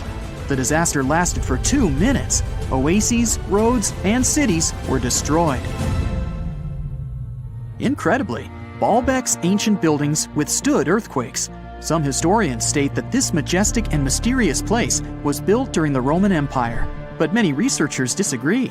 Whatever the truth is, the city is one of the main archaeological phenomena of humankind. The most amazing building of Baalbek is the Temple of Jupiter. The inhabitants of the Roman Empire believed that Jupiter held power over lightning and thunder. The building looked like a platform with 54 columns. A massive roof rested on these columns. Today, you can only see 6 70-foot-high columns. Each of them consists of 3 sections and resembles a pencil. The cores of these pencils were made of lead. This made the columns exceptionally strong. Each of these pieces of stone weighed an incredible 80 tons. That's the weight of 35 Ford Explorer SUVs. Look, this is the largest block in the Great Pyramid of Giza. But compared to the blocks from Baalbek, it doesn't even look that impressive. The foundation under the Temple of Jupiter was preserved. That's how specialists figured out it consisted of about 25 monolithic stones, weighing 450 tons each. It means that the blocks from Baalbek weigh almost 4 times more than the blocks from Egypt. There are 3 more enormous limestone blocks in the foundation. They weigh 800 tons each. This is more than twice the weight of a Boeing 747 plane. Ancient builders must have had a hard time carving such giants from a piece of stone. And after that, they also had to pull them to the construction site and lift them to a significant height. Repeating these logistics would probably turn out to be a nightmare for present-day builders. To do this amount of work, they would need modern equipment. But Baalbek's constructors didn't have trucks, cranes with circular saws, or electricity. How did the builders of the past manage to do this? Scientists have a theory that includes ropes, winches, and lever systems. Naturally, the engineers of the past made all the gadgets from wood. Around 3,000 feet away from the ruins of the temple complex, there's a quarry. Archaeologists suppose that's where the stones for the construction were cut. They found a block of limestone there. It seemed to be too large, even for this incredible place. The monolith got called the Stone of the South. It was 65 feet long and 13 feet wide. The ancient builders didn't have time to completely separate it from its mother rock. A group of scientists from Austria estimated that this piece of limestone weighed more than 1,000 tons. That's like 3 Boeing aircraft or 160 African elephants. There was another surprise awaiting the archaeologists near the Stone of the South. It was the second monolith that weighed more than 1,200 tons. But the ancient builders didn't stop at that. They continued to work. In 2014, in the same quarry, German archaeologists unearthed a block that weighed 1,650 tons. No one has figured out yet why people of the past needed a piece of stone that weighed as much as 125 school buses. It's also unclear how they were going to move this giant and why they didn't finish the job. In any case, this third monolith is the largest processed piece of stone in human history. There are more questions than answers. Some researchers believe that people of the past had high-tech equipment. Others don't think so, but are eager to understand how the builders managed to move those stones. There's a huge number of ancient buildings and artifacts on the planet. Lots of them make researchers scratch their heads. Near the Pyramid of Djoser in Egypt, archaeologists have found a network of tunnels. This place is called Serapeum. It contains 24 sarcophagi weighing from 70 to 100 tons. The giant boxes are carved from a single piece of granite and covered with heavy lids. The sarcophagi are perfectly symmetrical. To the touch, their walls are as smooth as glass. Even with the current level of technology, this is very difficult to do. But the ancient Egyptians managed this feat. The Lycurgus cup is a priceless artifact and example of ancient nanotechnology. It's made of glass that can change its color. If you put a source of light in front of the cup, it turns green. If the light is behind the goblet, it becomes deep red. In this case, the figure of Greek king Lycurgus turns pale purple. Scientists understood how this color change worked only at the end of the 20th century. Through microscopes, they saw nanoparticles of silver, gold, and copper. They had been added to the glass matrix. Thanks to this, you can observe a color change called dichroism. Interestingly, the gold and silver were grounded into a fine dust. It's almost impossible to do this by accident. Most likely, the ancient experts knew for sure what they were doing. Bolivia has a curious place called Puma Punku. It looks as if an ancient giant played there with an enormous construction set. And after the game, they forgot to put the pieces back into the box. But there are no giants, and the huge stone blocks were carved by ancient builders over 1,500 years ago. Some of the rocks weigh 100 tons. The blocks were brought to an altitude of almost 13,000 feet above sea level from the quarry 60 miles away from the construction site. There's no forest in that area. This means the builders couldn't use trees to make wooden rollers. The monument belongs to the Inca civilization. Scientists are sure they didn't know anything about wheels. In 1992, the inhabitants of a Chinese village decided to drain a pond. Their ancestors had been using it to wash clothes and catch fish for hundreds of years. They kept pumping the water out for 17 days. At the bottom of the reservoir, they made an unexpected discovery. The villagers saw an entrance to a cave going down to a depth of 100 feet. The incredible find was named the Longyu Caves. Unknown builders carved out 320,000 square feet of galleries. There are separate rooms, bridges, pools, and columns that support the ceiling. The walls of the cave are covered with strange carved lines and patterns. Scientists haven't found any information about who built the caves and why they did it. The construction technology also remains a mystery. Antonio Stradivari lived in Italy in the 18th century. He created musical instruments. More than 600 of his works have survived to this day. 500 of them are violins. One of the instruments was sold at auction for $16 million. The violins made by this master sound clear and deep. Researchers can't understand why Stradivarius instruments produce such unique sounds. Perhaps it's all about the varnish the master used to cover the violins. The answer may also lie in the wood the instruments are made of. In those days, Europe had a cold climate. Because of this, the wood became denser, and the instruments made of it sounded especially pleasing to the ear. In the Indian city of Delhi, there's a 23-foot-high pole. It weighs 6.5 tons and is made of 98% wrought iron. The 1,600-year-old pillar has no signs of rust or decay. Scientists believe that the monument is so well preserved thanks to the dry weather and the chemical composition of the metal. It might be resistant to corrosion. And still, researchers don't know how the blacksmiths managed to make an iron pillar that's not afraid of rust. It seems like a tough feat, even for modern metallurgists. The Al-Nasla rock is divided into two parts by a perfectly straight slit. Each boulder stands on a small pedestal. Some people believe this is the evidence of ancient laser technology. But geologists think the split happened due to the ground shifting or natural vibrations that occurred under the rock. This process led to the appearance of the crack. It had been deepening for thousands of years, and gradually, the natural monument took the form you can see today. So, check out this creature. What do you think this thing is? Is it a plant, an animal, or maybe even some kind of wild fungus? At first glance, this fossil could pass for any of those ancient life forms. And honestly, scientists have been scratching their heads over it for over 150 years. But now, it looks like we might finally be cracking the case on this unknown species discovery. A long time ago, during the Devonian period, plants were just starting to grow on land. The tallest trees were only a few feet high, and animals hadn't even evolved backbones yet. Back then, massive natural towers up to 26 feet tall and 3 feet wide, looking like branchless cylindrical tree trunks, were rising from the ground. Hey, what a contrast with trees back then. When scientists first discovered fossils of those towering organisms, they were totally confused, as these strange prehistoric creatures didn't look like anything they'd seen before.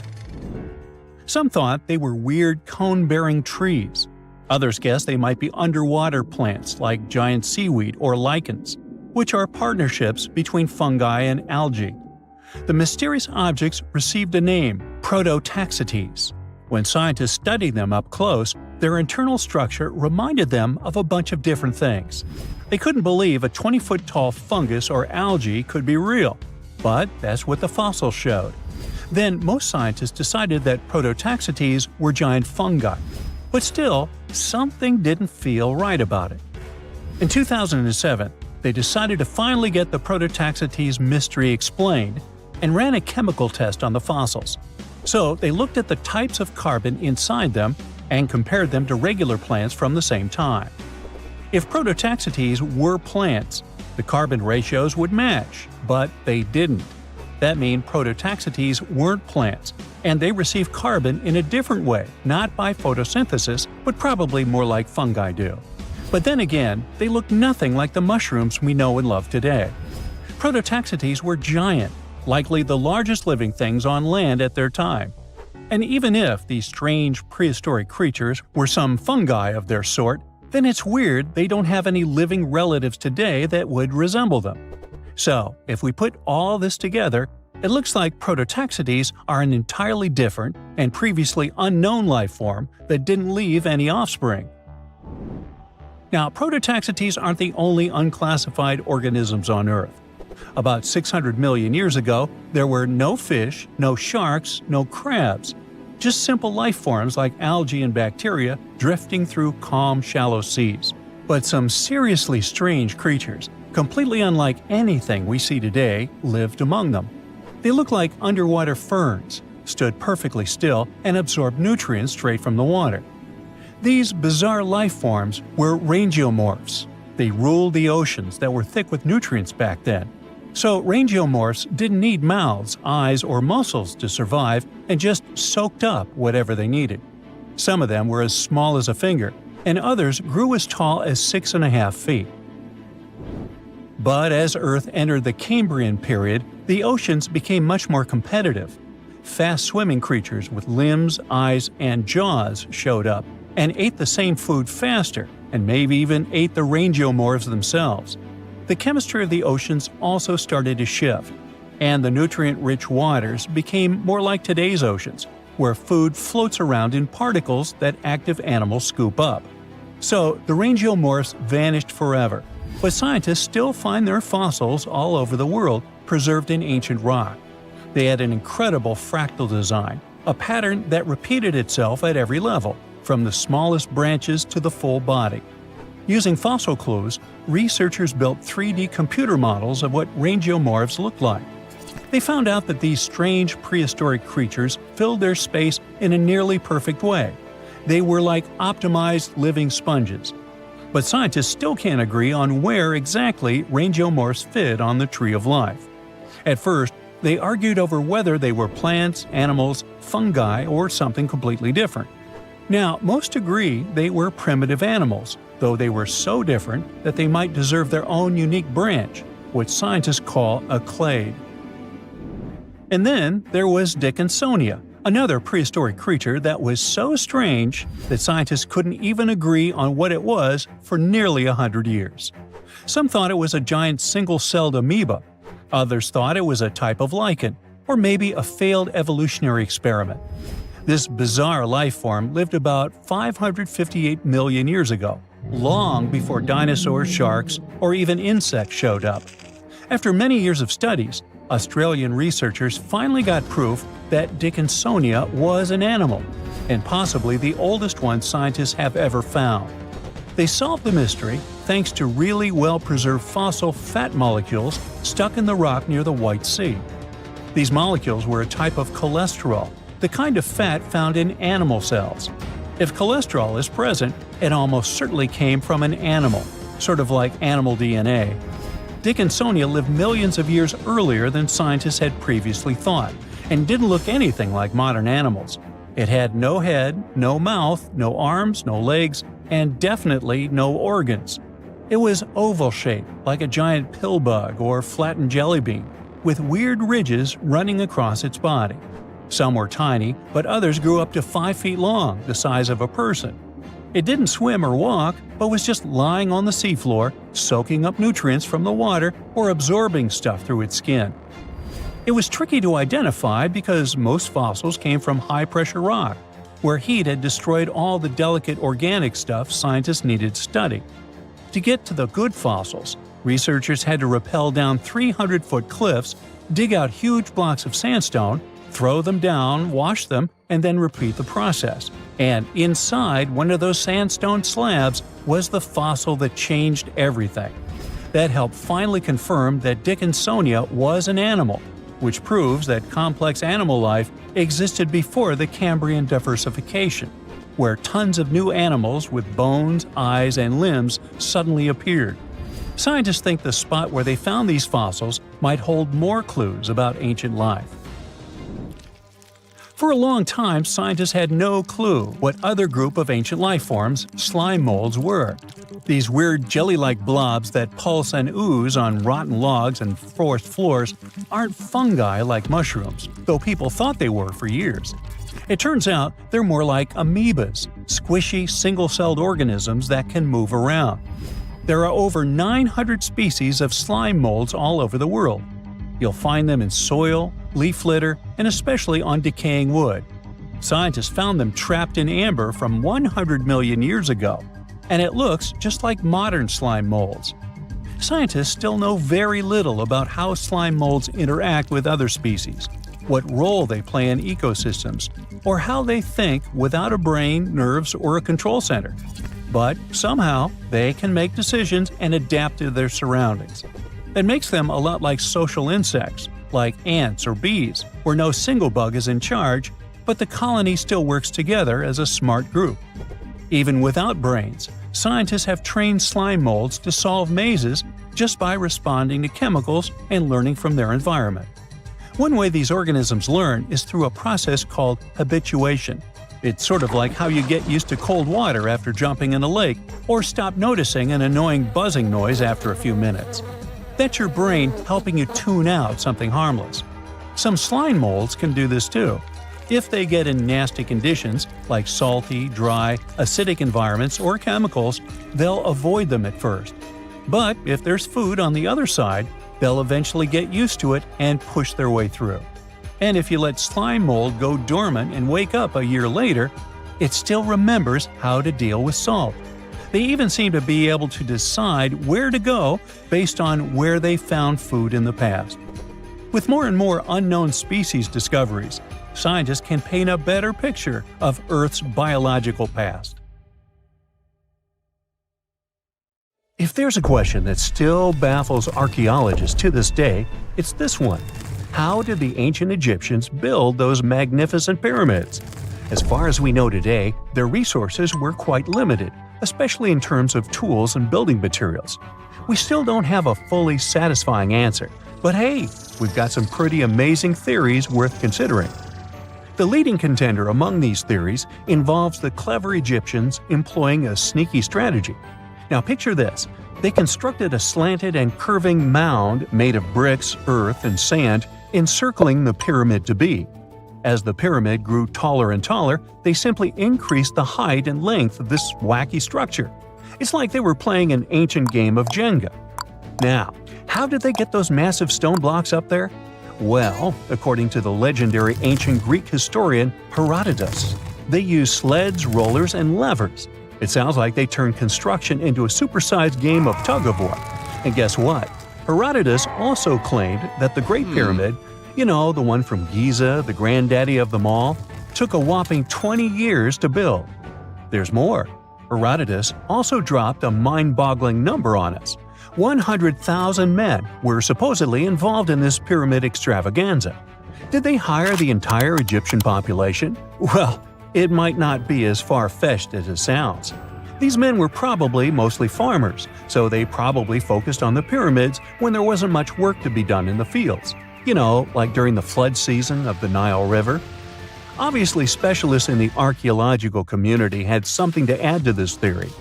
By the late 20th century, they discovered some evidence that suggests the workforce might have been smaller and more permanent than previously thought.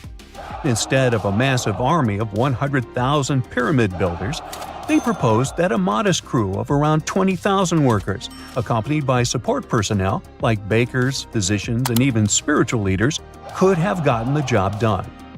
There was also this theory that claimed that the pyramids were actually built from the top downward. It suggested that these colossal structures were nothing more than isolated hills used as quarries. The stones were supposedly drawn from these hills, and over time, competing engineers took charge and transformed them into the iconic pyramids we know today. Now, before you dismiss this theory as a wild fantasy, some folks thought it wasn't completely crazy. After all, there are instances where isolated hills exist, so maybe this theory had a tiny glimmer of truth. Whether it involved ramp building or ingenious work schedules, one thing is clear. Those pyramids have definitely left their mark on history and on our imaginations. Now, speaking of ancient Egyptian mysteries, there's this gigantic unfinished obelisk sitting in ancient Egypt, and scientists are trying to figure out how it was shaped. Now, some people suggest that our industrious ancestors used handheld pounders to get the job done. One expert has a different take on the matter, though.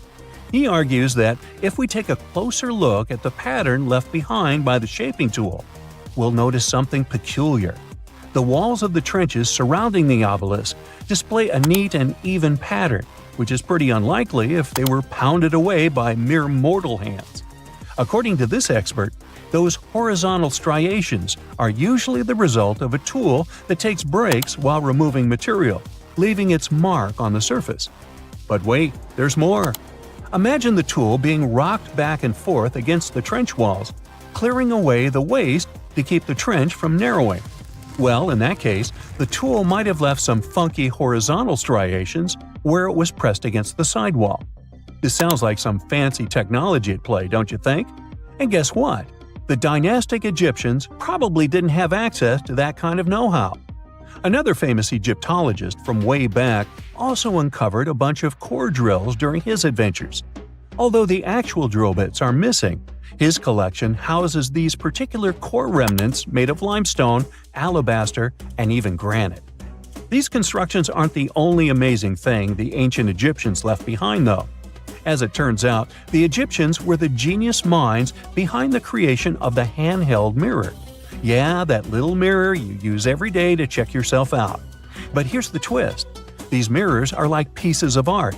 They were decorated with inscriptions and figures. But that's not all. The Egyptians had a serious concern with their appearance. They knew the importance of personal hygiene and looking fabulous. So, in their quest for pearly whites, they invented toothbrushes and toothpaste. Dental problems were pretty common back then, and their smiles weren't exactly all white. Dentistry wasn't their strongest suit, you see. Maybe their minds were distracted by all that pyramid building. So that doesn't mean those ancient toothpaste recipes weren't amazing. One delightful concoction included rock salt, mint, dried iris petals, and pepper. Some brave dentists in the 21st century tried it out, and it worked pretty well.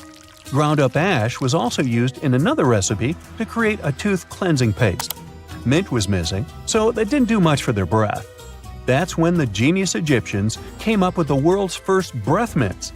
They made tablets from heated spices like cinnamon, and they mixed it with honey. Now, let's shift gears to home decor, Egyptian style. They surely took ornamentation to the next level. While the concept of decorating furniture started in Mesopotamia, the Egyptians cranked it up a notch. They went all out with different colors of ink and even developed various weights of paper. Oh, and let's not forget about those cute little area rugs we all have in our homes today. Guess who came up with the idea? Yep, the Egyptians. They used the versatile papyrus plant to make those cozy rugs. And speaking of trends, the Egyptians loved their knickknacks. They had an assortment of small figurines in the shapes of cats, dogs, and people. These statues were made from various materials, like simple sun-dried mud to the ultimate bling of gold. It all depended on how loaded you were. The Egyptians were also all about farming, and they knew that clean water was crucial for their crops and animals. That's why they came up with some nifty inventions and techniques to make sure their land was fertile and their plants were happy. First off, they had the genius idea of using ox-drawn plows. They had two types of plows, heavy and light. The heavy plow would strut its stuff, cutting deep furrows in the soil, while the lighter plow followed behind, fluffing up the earth. But they didn't stop there. After plowing, the Egyptians would break up clumps of soil and sow the rows with seeds. To give those seeds a good old squish into the furrows, they'd march their livestock across the field, effectively closing up the furrows. But hey, all that hard work would be pointless if their seeds were as dry as the Sahara. That's where irrigation comes into play. The Egyptians were so good at it that other cultures, like the Greeks and Romans, couldn't help but copy their techniques. Now let's switch gears and talk about the marvelous architecture of ancient Egypt. These folks weren't just skilled farmers, they were also architectural maestros. They built these fancy canals to carry water to farms and villages, and boy, did they know how to make those canals look pretty. Just imagine strolling along a canal lined with ornate structures. The pharaoh Ramses the Great was quite the overachiever when it came to construction. One of his mind-blowing creations was the construction located at Abu Simbel. This building was designed so that twice a year, the sun would shine directly into it and illuminate the statues of Ramesses. And let's not forget about the corbelled arch. Without this architectural gem, we'd be missing out on some mind-boggling structures like the Great Pyramid. The Egyptians knew how to make things stand tall and proud, thanks to their engineering and construction wizardry. They built grand halls and inner sanctums that make your jaw drop, and some of these temples doubled as astronomical observatories. Seen a good horror movie lately? If you're a fan of those, then you can appreciate a good plot. But what if I told you that Mother Nature is the best scriptwriter ever? Ancient disasters were scarier than any horror movie today. From tsunamis to volcanic eruptions, you'll be shocked by the scale of these events. One natural disaster you definitely don't want to experience is a tsunami. Those gigantic walls of water sweep across the coast and take out everything in their way. And it's nothing new for our planet. Scientists were able to piece together a timeline based on evidence that major tsunamis left. In northern Chile, a large boulder sits high above the Pacific Ocean. Behind it, a desert as far as the eye can see. This 44-ton stone obviously doesn't belong here. It's the result of an ancient tsunami. Waves as high as a 6-story building carried boulders like pebbles. Researchers estimate this happened in 1420. But how can they possibly know this? In the 15th century, there were no written records in the region. Time for some detective work. Archaeologists discovered that around the same time, there was a tsunami in Japan, on the other side of the Pacific Ocean. The ground shook off the coast of Chile. That's how the tsunami was created. Then the wave traveled nearly 2/5 of the Earth's circumference. That's one tireless tsunami. But this wasn't a one-time event. Evidence suggests that a similar event happened 3,800 years ago. Ancient people abandoned their coastal villages around this time. They were moving inland. How did they know it was time to go? There's evidence of erosion due to strong currents, telltale signs of an ancient tsunami. As you know from school textbooks, oxygen is 21% of the air we breathe, but it wasn't always a part of Earth's atmosphere. Oxygen was missing during the first half of our planet's lifespan. Carbon dioxide and methane were the name of the game back then. CO2 is what makes our drinks fizz, but isn't the other gas dangerous? Yes, because you can't smell methane, and that's the reason there was no life on Earth billions of years ago. So how did we get from methane to oxygen? In come the cyanobacteria. This group of microbes started to evolve some 2.7 billion years ago. These tiny microbes mastered photosynthesis, converting sunlight into energy. And the byproduct of this process was, you've guessed it, oxygen. Soon it started escaping from water into the atmosphere. There, it reacted with methane, and over time, O2 replaced it completely. Scientists named this process the Great Oxidation Event. But how could it be bad? After all, we're alive thanks to it. All that oxygen acted as a poison for anaerobic organisms. And no, these are not life forms that didn't do aerobics or Pilates. The term simply means that these microorganisms didn't need oxygen to grow.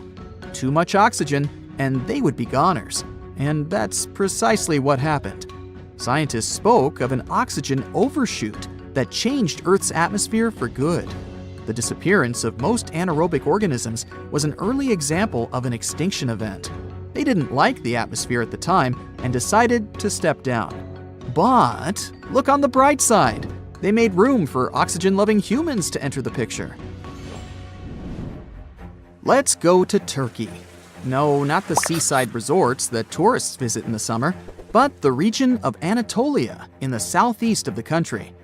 Göbekli Tepe is the world's oldest known temple site. It dates back to the Neolithic period. Scientists found a stone pillar here that tells a tale of an ancient disaster. They presume that the pillar is commemorative. Today, humans still build similar structures to mark an important event or a person. Just one example is the Washington Memorial. It was built in honor of the first American president, George Washington. But the pillar in Turkey doesn't commemorate a happy event. Scientists believe it shows a devastating occurrence, a comet crashing into the Earth. The event must have been destructive. There are also other signs on the monument. These symbols align with the setup of the night sky stars for the year 10,950 BCE. The date astounded the researchers.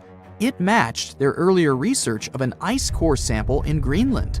This showed that a comet fragment hit our planet around the same time. The archaeological site could have easily been an ancient observatory. And whoever worked at it observed a cataclysmic event. The impact must have been so powerful that it changed the Earth's rotational axis. That's the imaginary pole going through our planet from top to bottom. That ancient comet must have packed a punch to knock the blue planet off balance.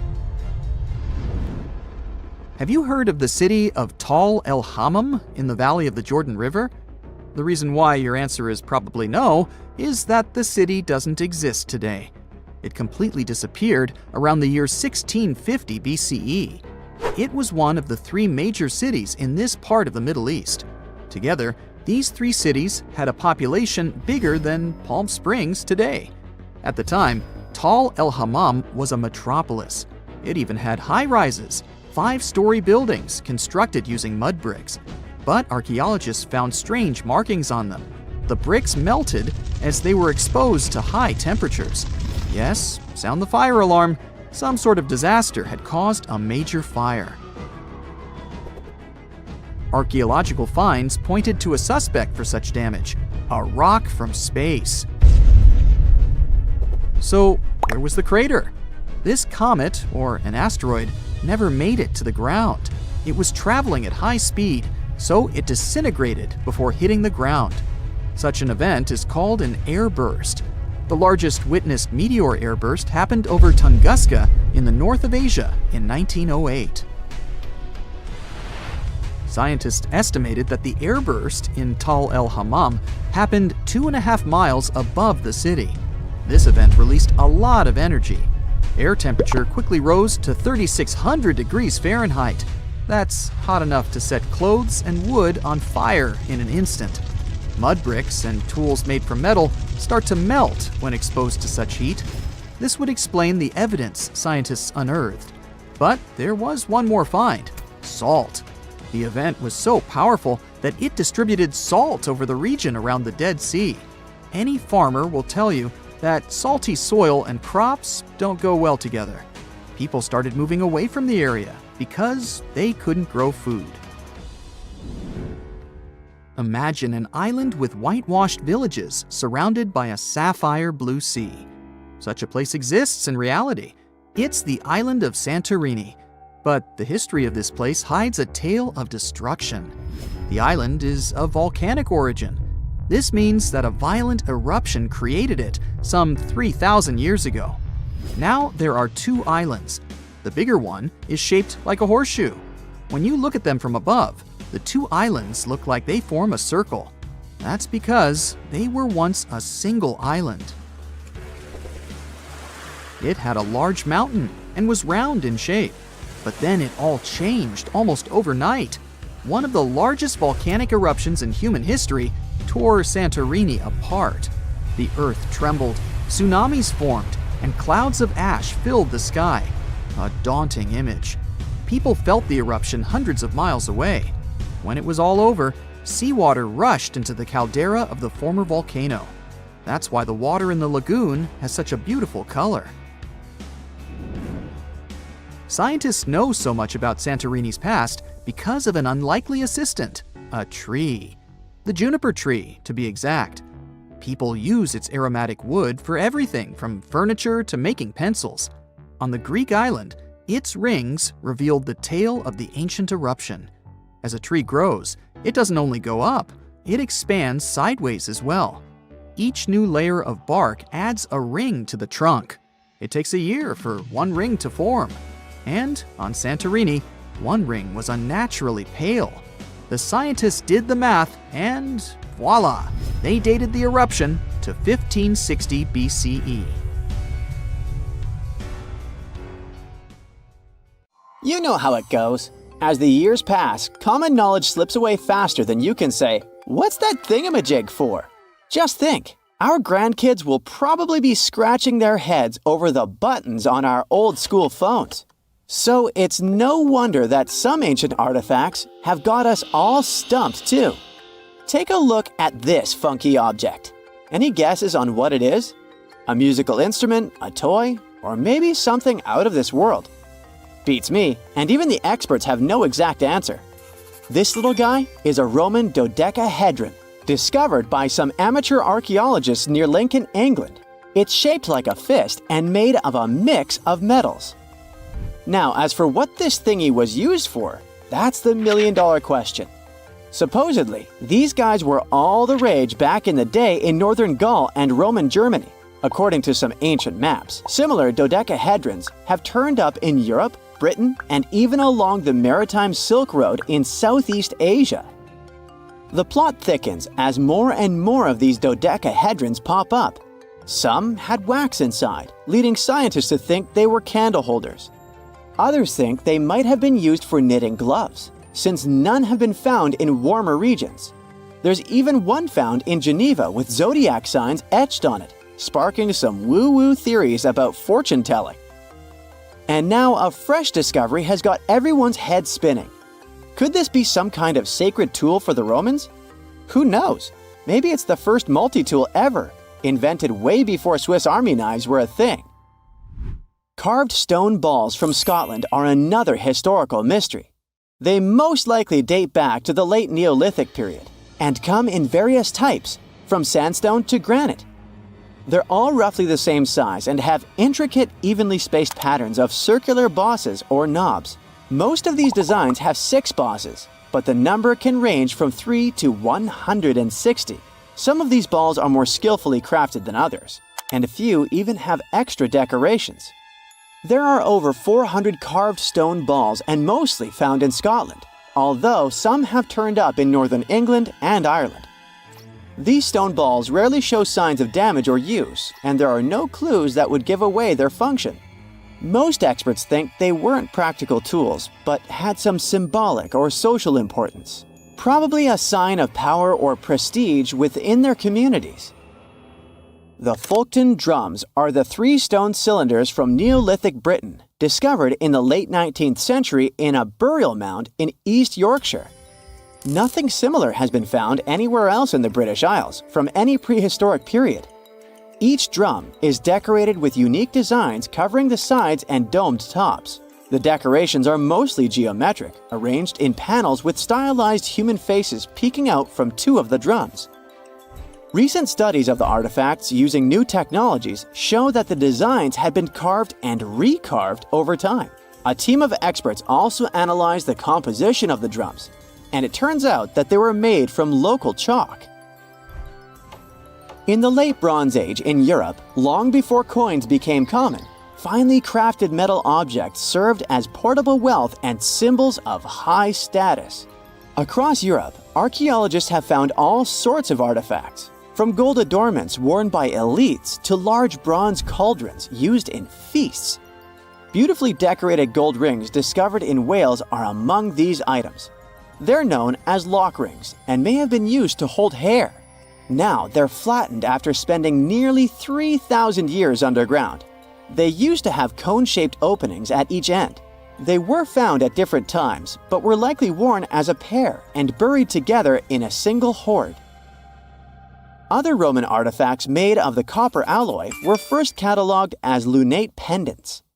But during a recent re-examination, experts found that these items were actually small mortar and pestle sets, known as cosmetic grinders. They were used to grind minerals for makeup and were specifically designed for applying liner and shadows to the eyes. They were mistaken for pendants because of suspension loops that allowed them to be carried on a cord. These cosmetic sets from the 1st century of the current era were unique to Britain. They prove the influence of imported cosmetics and beauty trends from the Mediterranean and Roman provinces, including Egypt.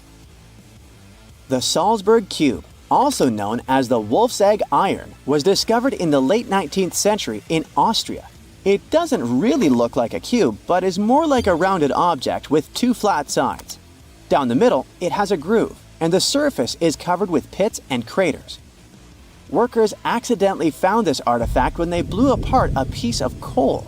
The coal seam it came from is thought to be over 60 million years old. The Salzburg cube moved between museums, mysteriously vanished in the early 20th century, and then showed up again. Some researchers thought it must be a Victorian-era candlestick holder, but still, no one knows the true story of the cube or its current location. Archaeologists have unearthed an incredible historical find in Pakistan, an ancient sphinx estimated to be around 12,500 years old. The region where it was found was once a busy center of the ancient Indus Valley civilization. It had advanced urban planning, intricate art, and sophisticated drainage systems. The discovery of the ancient Sphinx is a good example of their progressive art. We all know of the Great Sphinx of Giza, but what was the significance of the Sphinx in the Indus Valley culture? Their Sphinx has designs and carvings that show scenes with their daily activities, which means it may have had a more complex role than a symbol of power or guardian.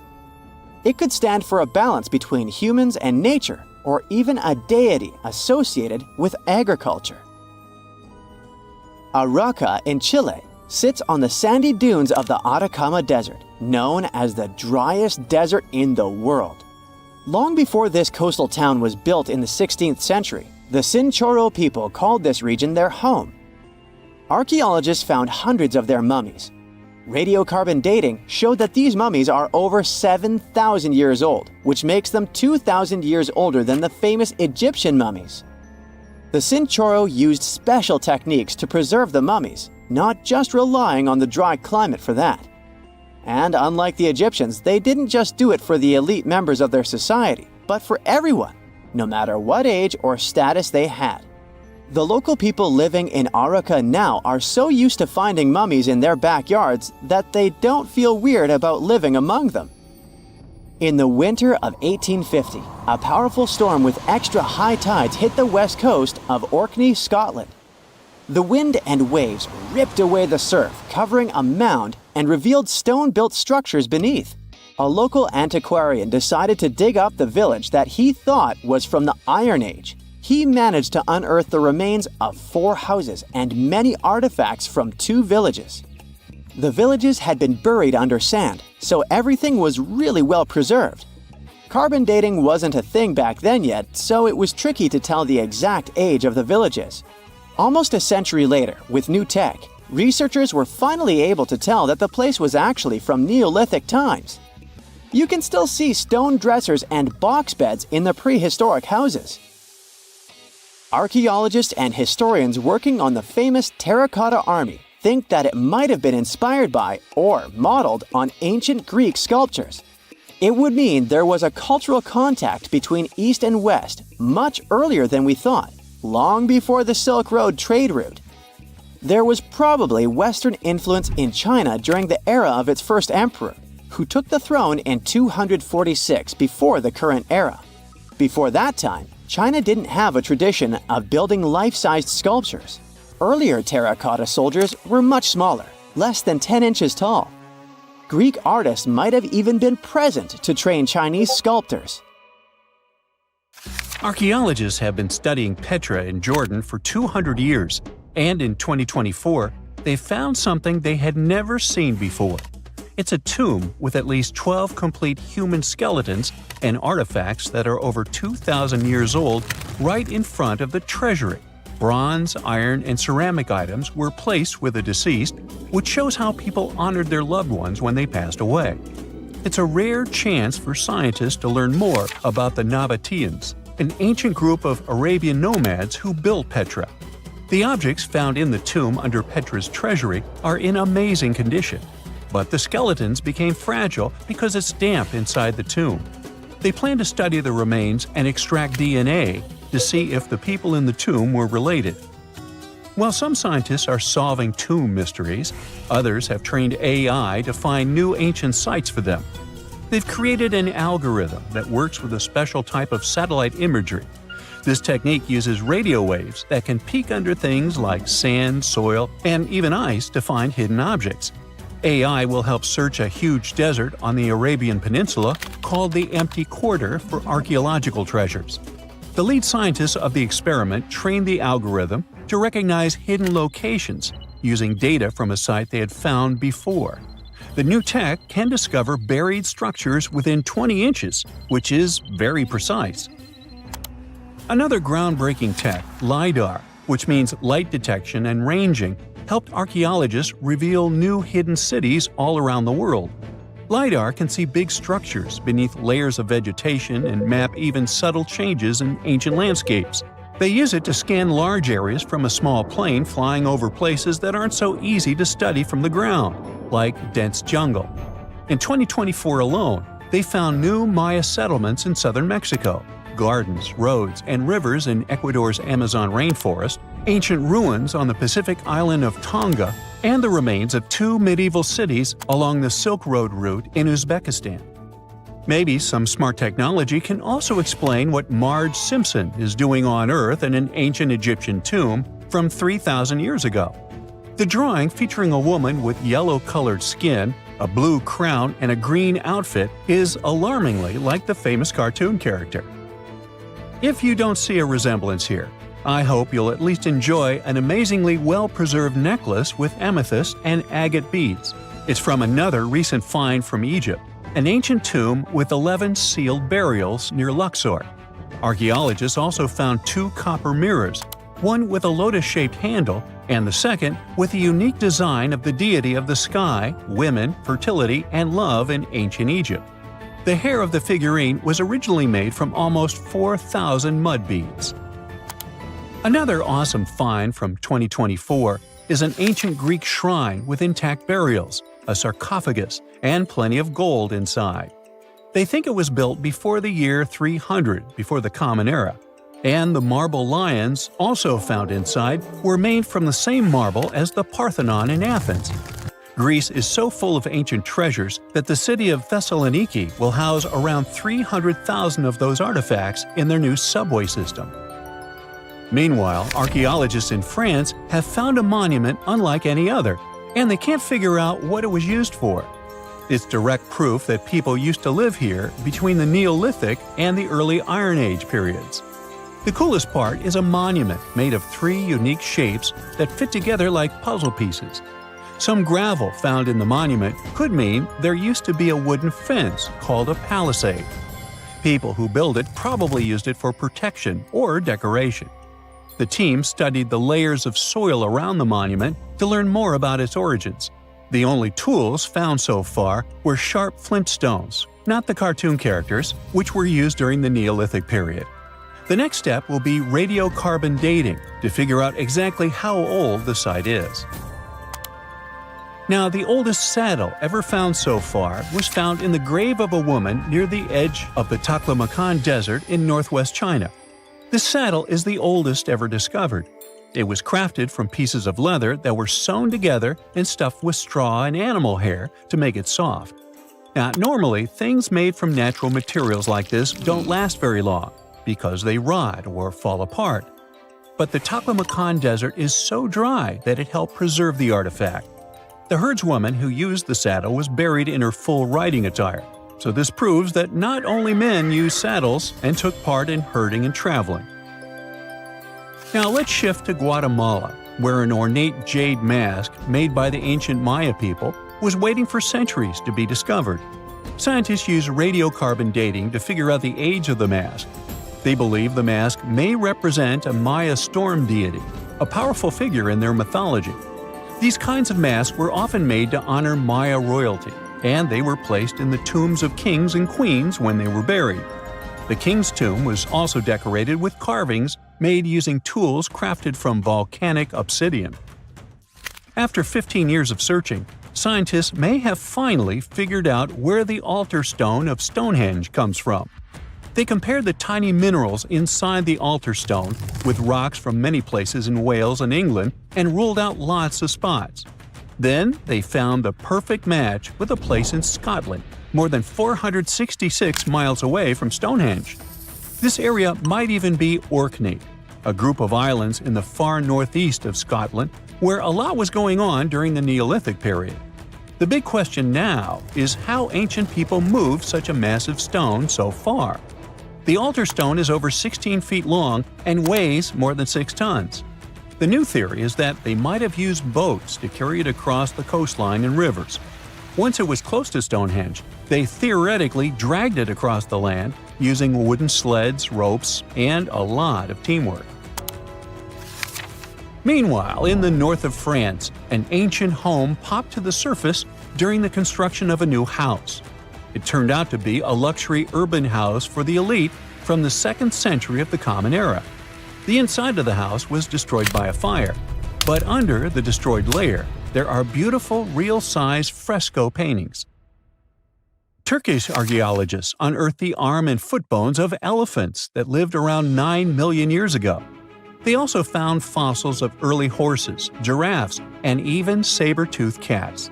They've already identified 43 distinct types of animals from this site and collected more than 4,000 fossils. One more cool find from Turkey is a 64,000-year-old workshop inside Enkaja Cave.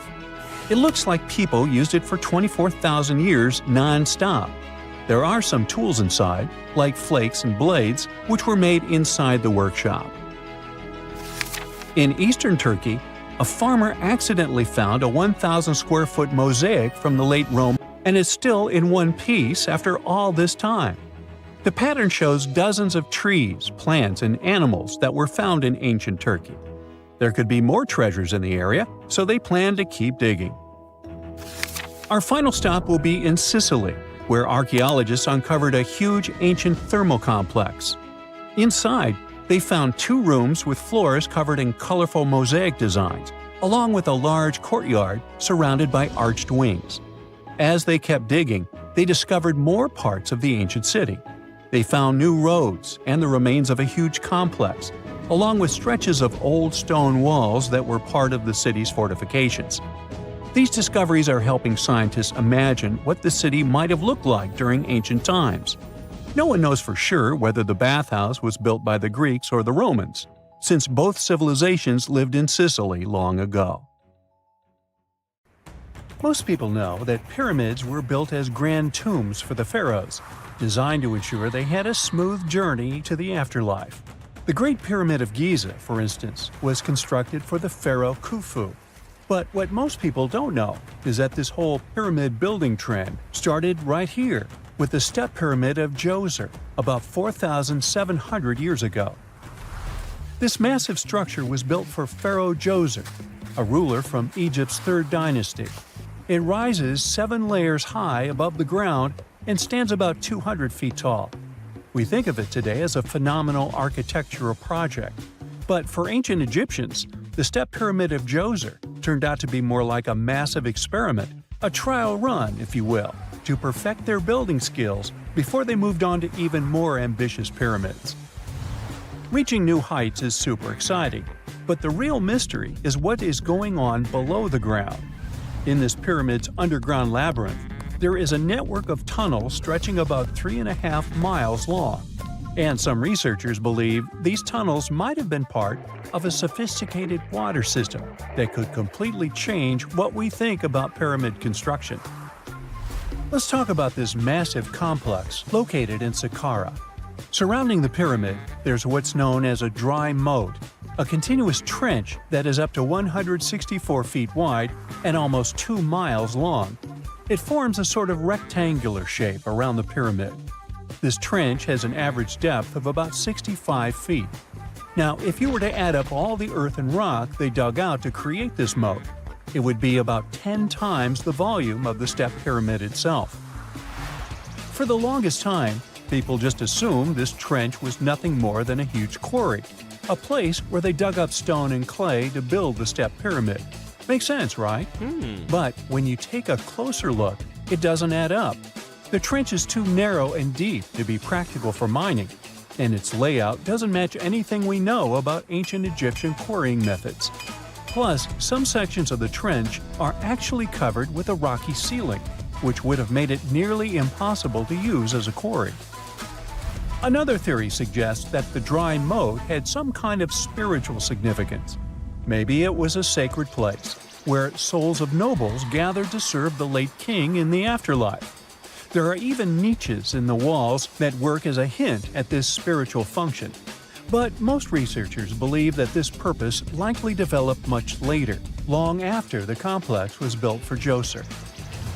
So what was the moat really designed for? In 2020, a researcher came up with a pretty intriguing idea. It is possible that this trench was actually designed to collect and manage water, especially after heavy rainfalls. Now, that makes sense when you consider the location. The moat sits in an area that could easily have been flooded by runoff water from nearby plains. This could also explain why the trench wasn't used for new graves until much later when the climate became drier and less prone to flooding.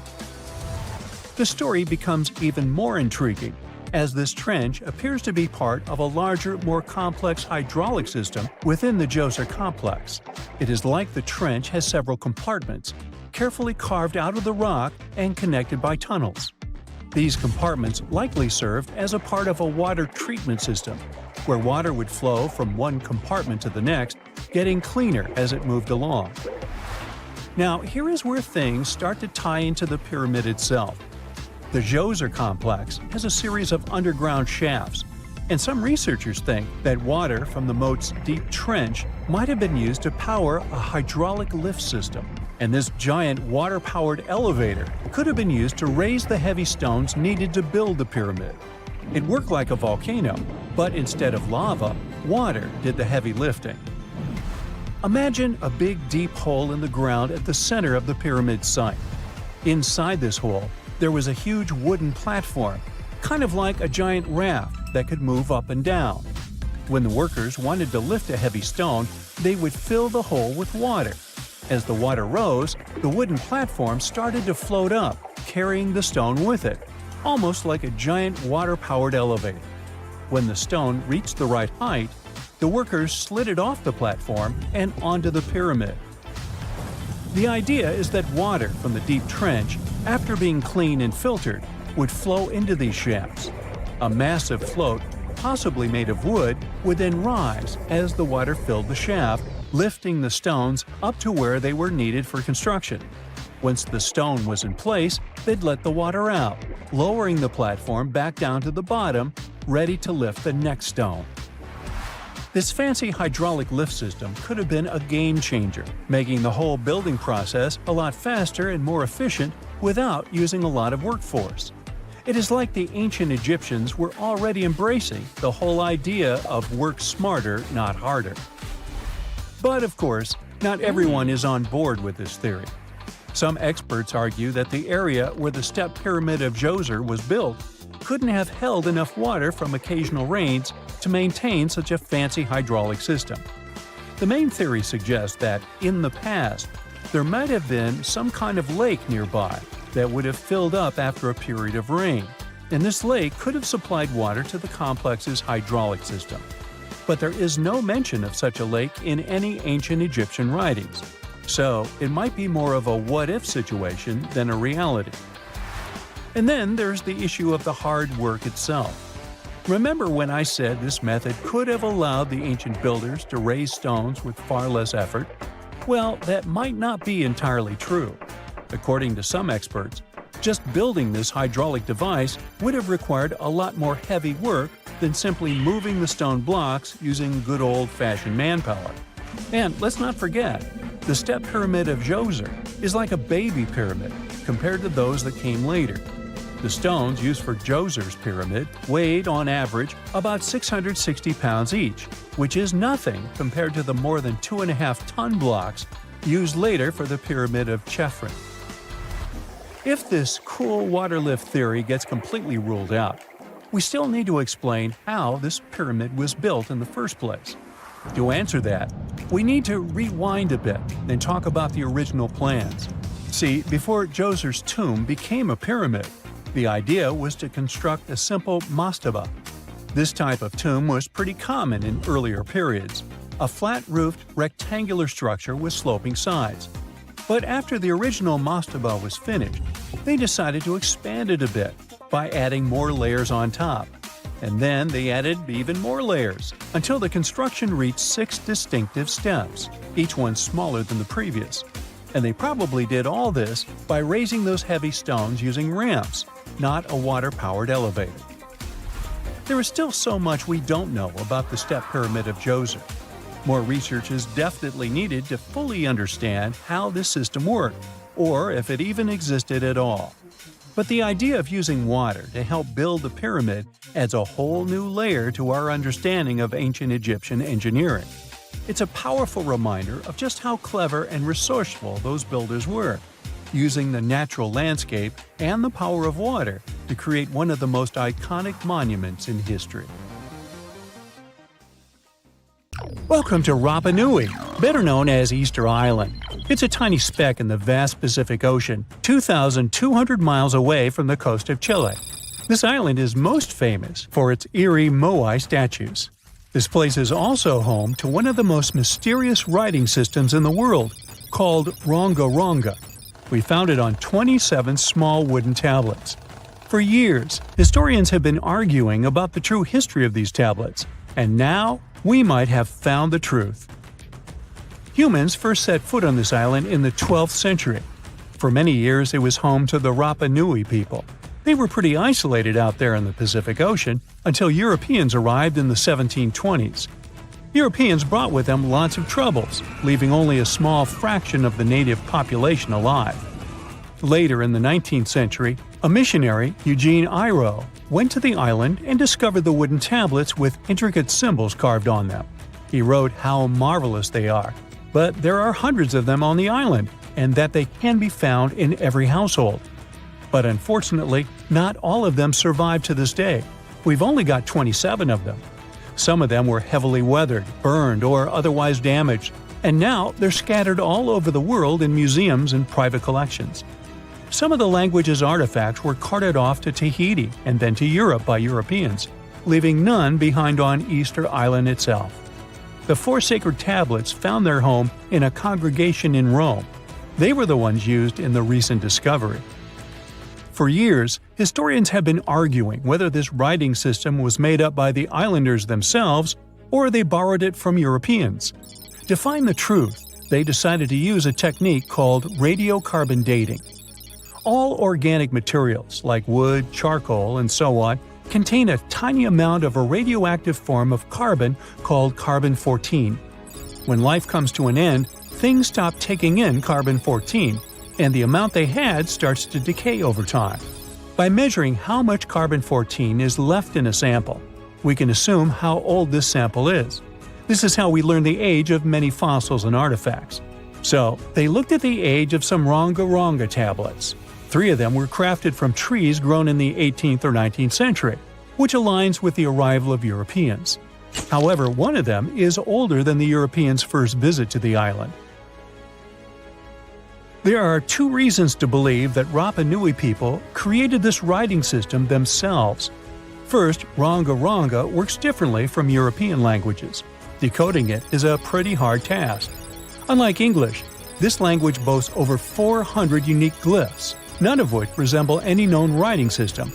There were many attempts to decipher this language, and none of them were successful so far. And second, one of the tablets is shown to be from around the 15th century, before the Europeans arrived. The problem is that radiocarbon dating can only tell us when the wood the tablet was made from was cut down, not when the writing was put on it. And since we've only got one tablet to go by, this isn't enough to be completely sure.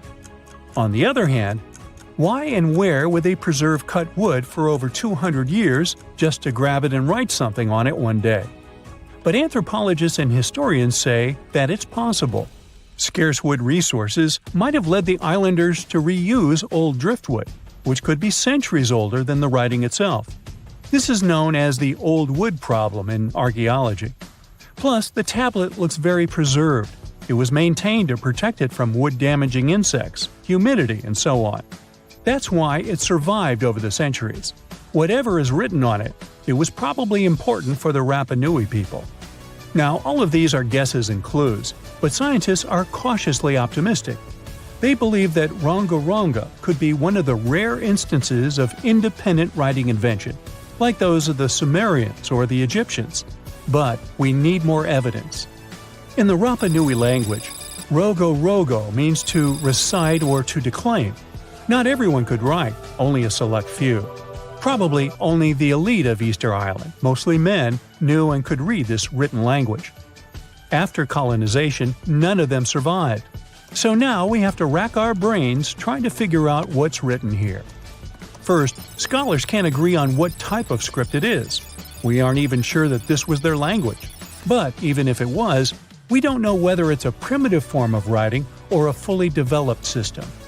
In the 1990s, a linguist, Stephen Roger Fisher, believed he might have cracked the code of Rongorongo's structure. His idea was that these tablets conveyed cosmogonies. Cosmogonies are stories or narratives that explain how the universe was created and how natural phenomena came to be. They often come from ancient traditions and cultures, like those found in East Polynesia. The tablets could have talked about things like how the world began, where everything came from, and how different aspects of nature, like the stars or the mountains, were formed. This would also explain why only the wise elite could write. Fisher thought that Rongorongo is a mix of logographic and semasiographic systems, which means that some symbols represent spoken words, while others represent ideas or concepts. But deciphering them would be very hard because it requires extensive memory and knowing context, because the symbols are more like hints than complete expressions. However, other language experts disagreed with his ideas, saying there were problems with how he put together his theory. Unfortunately, Fisher couldn't prove this hypothesis. Maybe these are just drawings.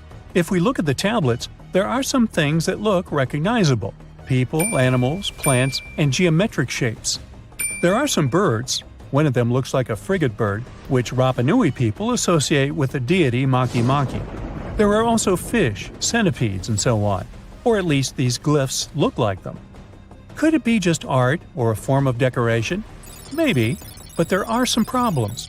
The glyphs show a high degree of complexity and structure. They also keep the same style. For example, there are several symbols that show something human-like with a raised hand. The only difference is different heads. As if it wasn't complicated enough, this unique writing style also uses a system known as reverse boustrophodon. This means that each alternate line is flipped upside down, resembling nothing seen elsewhere. We don't know why they would turn the tablet upside down after each line. But all this shows that they had some sort of system and organization behind these symbols. Plus, it seems like they use these tablets every day for some practical purpose.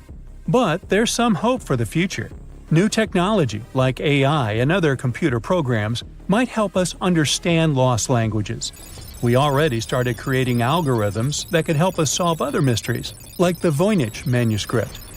Academics even organized the Vesuvius Challenge, a machine learning competition that, in 2023, cracked the riddle of the ancient Herculaneum scrolls.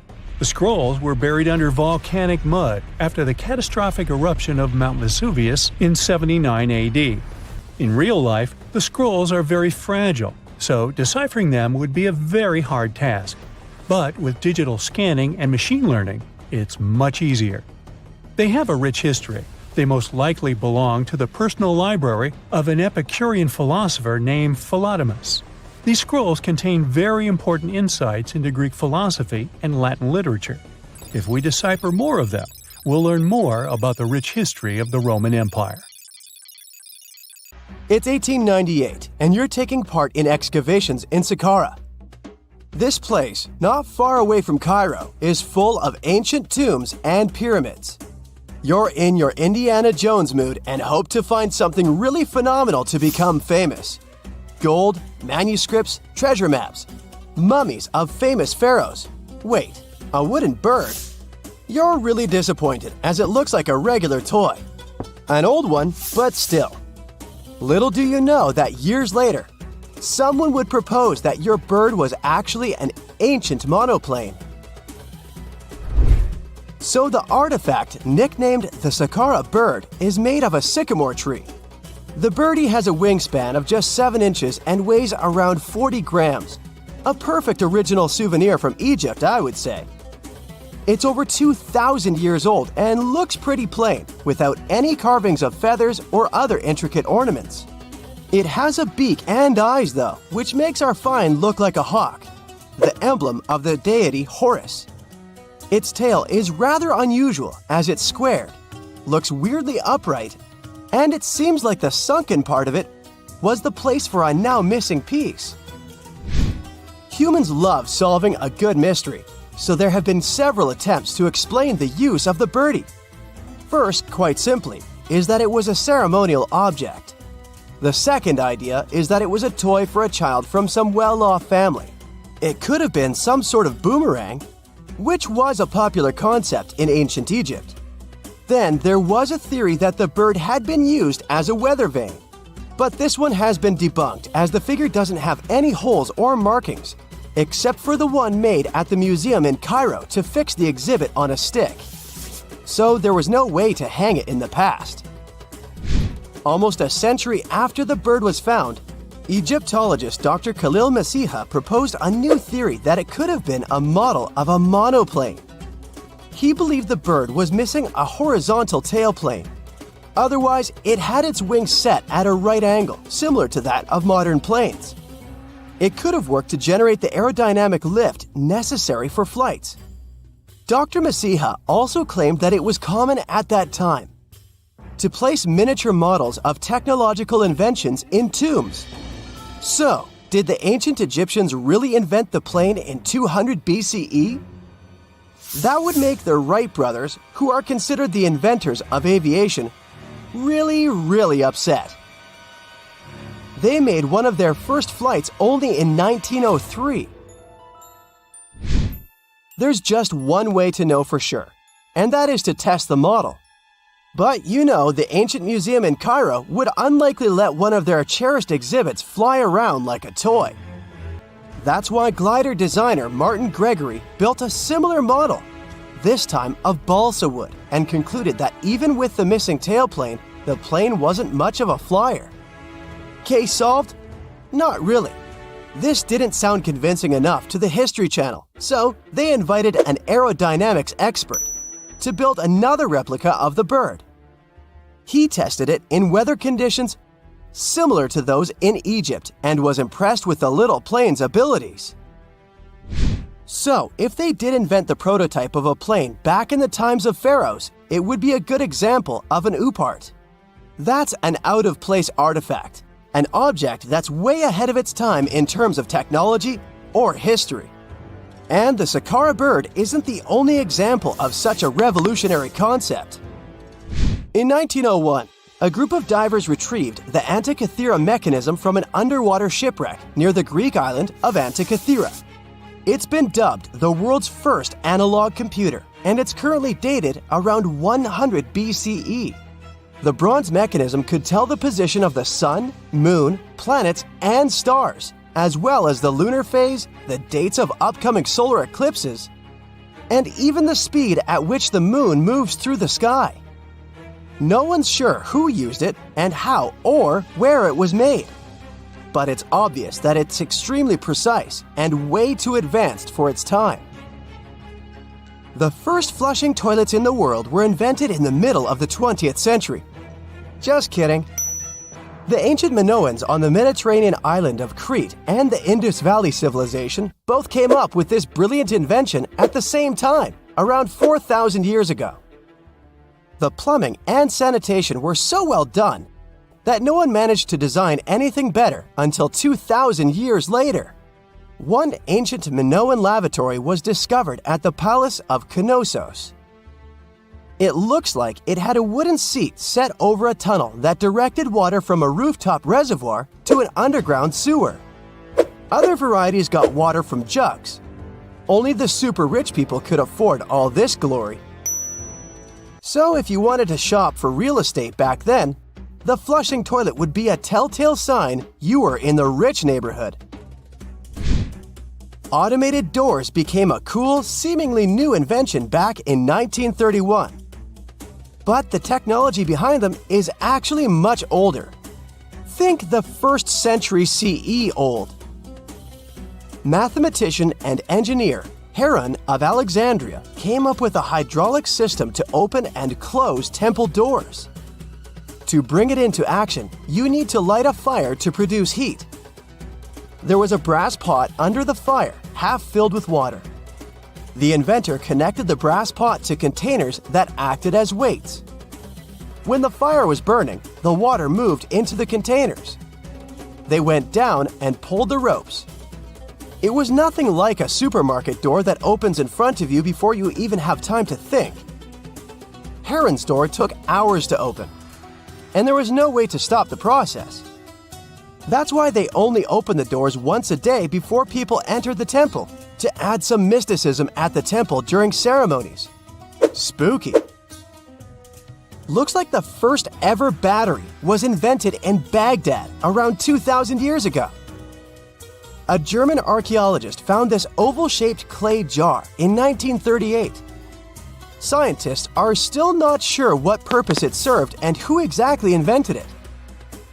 There is a theory that it was used for electroplating objects with precious metals. When they filled it with a weak acid like vinegar, the battery produced around 1 volt of electricity. Another theory says it was a vessel for sacred scrolls. Would you like to buy contact lenses designed by Leonardo da Vinci himself? In 1508, he invented a glass lens with a funnel on one side. You were supposed to wear it with water inside to improve your vision. Sounds a bit uncomfortable, doesn't it? So, around a century later, French scientist René Descartes decided to improve the idea and make the cornea contact the future lenses. Contacts because they contact your eyes, get it? The glass tube with liquid did help improve vision, but blinking was sadly impossible. 2.5 centuries later, new technologies in the glass industry let scientists design contacts that would fit in the eye and even let the wearer blink. Thanks, guys! Still, those lenses were made of heavy blown glass and didn't let the eye breathe. About 50 years later, contacts became plastic. Lightweight, unbreakable, and scratch-resistant, but still covering the entire eye. And then, in 1948, an English optical technician accidentally sanded down a plastic lens and figured out they'd still be in place even if they covered only the cornea. Imagine you're living in 19th century London and need to send a message to New York. It would have taken about 10 days to get there by ship. So when delivery time went from days to hours in 1858, it was a true sensation. The first message was sent by Queen Victoria herself. It was all made possible thanks to the transatlantic telegraph cable, running under the ocean. Sadly, the new cool invention only lasted a few weeks. It took years to bring it back to life. The ancient Indian texts mention beautifully decorated chariots or entire palaces called vimanas that could take off and, in a matter of seconds, fly away as far as space. Some people believe these vimanas only existed in Indian mythology, but it's also possible that they were based on a real technology that had been lost over the centuries. According to the Vedas, ancient Indian religious texts, there was the elephant vimana with several engines and many other types named after animals and birds. There was one for local travel, one for visiting different countries, and one for traveling to the moon and various planets. They could develop a great speed. One vimana had the superpower of invisibility. Another one was shaped like a sphere and was built on the winds produced by Mercury. This vimana was said to generate an enormous ray like the sun and make noise like the storm's thunder. All the vimanas were unbreakable and perfect for attacks on foes. Now, to operate a vimana, you'd need to know a lot of stuff, pretty much like today's airplane pilots. 32 secrets in total. They'd cover the aircraft structure and the secrets of taking off and maneuvering without crashing. That's a good thing. The pilot was also expected to know how to be seen and unseen, how to be hidden, how to be quick, how to manage contractions and expansion, and many other tricks. To hide the flying machine from foes, the pilot was instructed to move to the 8th atmospheric layer above the Earth and use the power of dark solar rays. This instruction might sound a bit weird, but there were others, more realistic ones, which still make sense in modern aeronautics. There are sections of ancient texts on the Vimanas that focus on details like flight paths, pilot training, navigation, and even suitable clothes for pilots and recommended food for long flights. There was also a lot of technical detail about the use of heat-absorbing metals, the metals utilized, and melting points. The supporters of the theory that the Vimanas were more than just myths are sure that the ancient Indians would unlikely go into all these details just for a beautiful story. So, the flying palaces might have been real and way ahead of their time, like many other great Indian inventions. Back in the 6th century BCE, an Indian physician named Sushruta basically wrote the original guide to medicine and surgery. They even called him the father of surgery for his work. Sushruta laid down the details on hundreds of medicinal plants and described complex surgical procedures. He gave instructions on nose reconstructions and skin transplants from one part of the body to another. The original method of rhinoplasty, which involved taking a piece of skin from the forehead to reconstruct the nose, is still used today. But back then, it had a slightly different purpose than surprising your followers on social media. Those nose jobs helped out folks who had lost their noses as punishment for crimes or in fights. Now you gotta thank an ancient Indian math prodigy for the invention of zero. It might not seem like a big deal, but without it, we would have no binary system and no computers. People before the 5th century CE were only thinking about some sort of a sign to indicate nothing. The invention made addition, subtraction, and other mathematical operations a whole lot easier. You can see the oldest zero in existence carved in the wall of a temple in Gwalior, India. The Indus Valley Civilization was using rulers in 1500 BCE and earlier. Made from ivory, these rulers were found during excavations in what is present-day Pakistan and northwestern India. They were widely used in architecture with amazing accuracy. They had units corresponding to slightly over 1 inch that were marked with precise subdivisions within 5/1000ths of an inch. The next invention is more of a concept than a physical item. Standardization is all about setting the rules based on a bunch of people, things, or interests. One of its cool applications that we've all gotten used to is standard weights. Whether you're using pounds or kilograms, you need these universal measurements for weight, right? For this, we owe a big shout-out to the merchants from the Indus Valley Civilization who lived around 4,000 years ago. They were measuring everything from food grains to fancy luxury goods using these standardized weights. And their weights had decimal and binary mathematical systems going on. They didn't have high-tech gear, but they pulled off some serious precision using complex calculations and even sand for construction. Their art of standardization made its way to Persia and Central Asia, basically becoming the global weight-watching standard. So if yoga is your go-to exercise, you definitely have a personal reason to appreciate the ancient Indian geniuses. Over 5,000 years ago, during the rule of the Indus-Sarasvati civilization in northern India, yoga was first mentioned in the Vedas. Yoga was refined and shaped over the centuries until it grew into a massive teaching with over 200 sacred writings dedicated to this way of obtaining enlightenment. At the beginning of the current era, yoga got a new trajectory thanks to a Hindu writer who laid down a system of yoga in his text, the Yoga Sutras. It became a whole-body rejuvenation, a life-extending practice with poses that you are still doing on the mat today. Yoga has reached the Western world only in the 19th century, and it caught on like wildfire. Chess, the all-time top game for intellectuals, is also an Indian invention.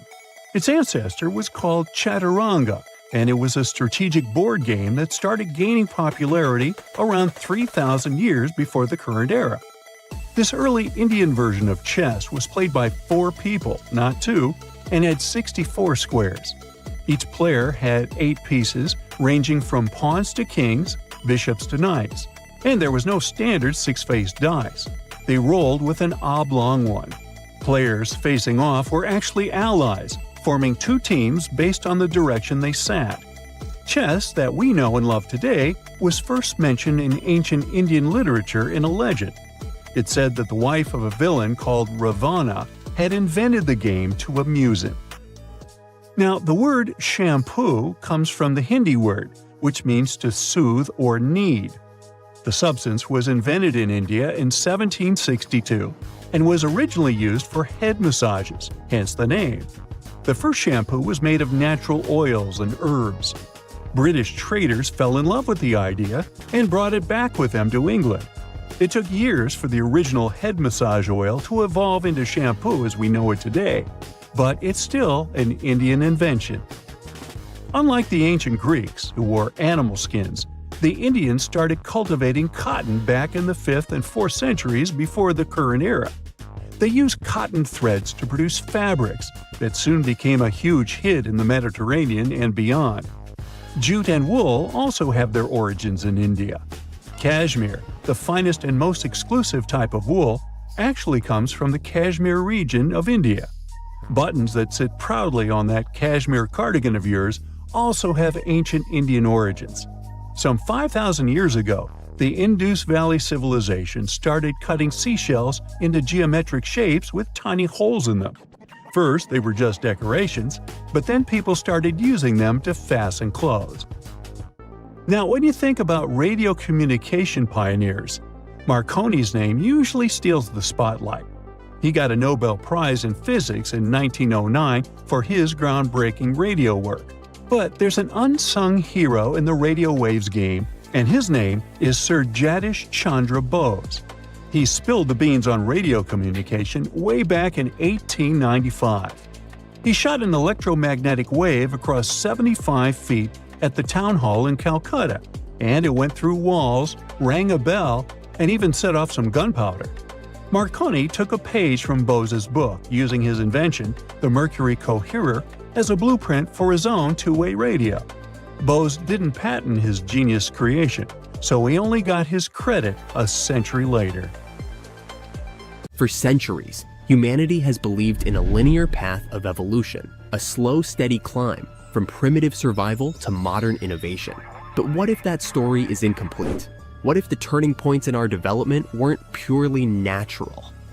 Roughly 6 million years ago, an ancestor of modern apes rose to its feet, setting in motion a journey that would eventually lead to Homo sapiens. For hundreds of thousands of years, progress was glacial. We tamed fire, carved basic tools, and lived hand-to-mouth existences. Then, just 20,000 years ago, everything changed. In a span shorter than a blink in evolutionary terms, we went from hunter-gatherers to architects of vast megalithic temples, builders of empires, and eventually, explorers of space. How do we make sense of that? Some argue we can't, not with conventional science alone. This explosion of intelligence and innovation has led to alternative theories. One of the most provocative, that we had help from beings far more advanced than ourselves. Welcome to the world of the Anunnaki. They're more than myth. They're the center of a sprawling theory that suggests humanity's greatest leaps weren't entirely human. According to ancient Sumerian texts, these so-called gods came not from the heavens in a spiritual sense, but from the sky in the most literal way imaginable, another planet. And they didn't just visit, they stayed, they ruled, and perhaps most importantly, they altered us.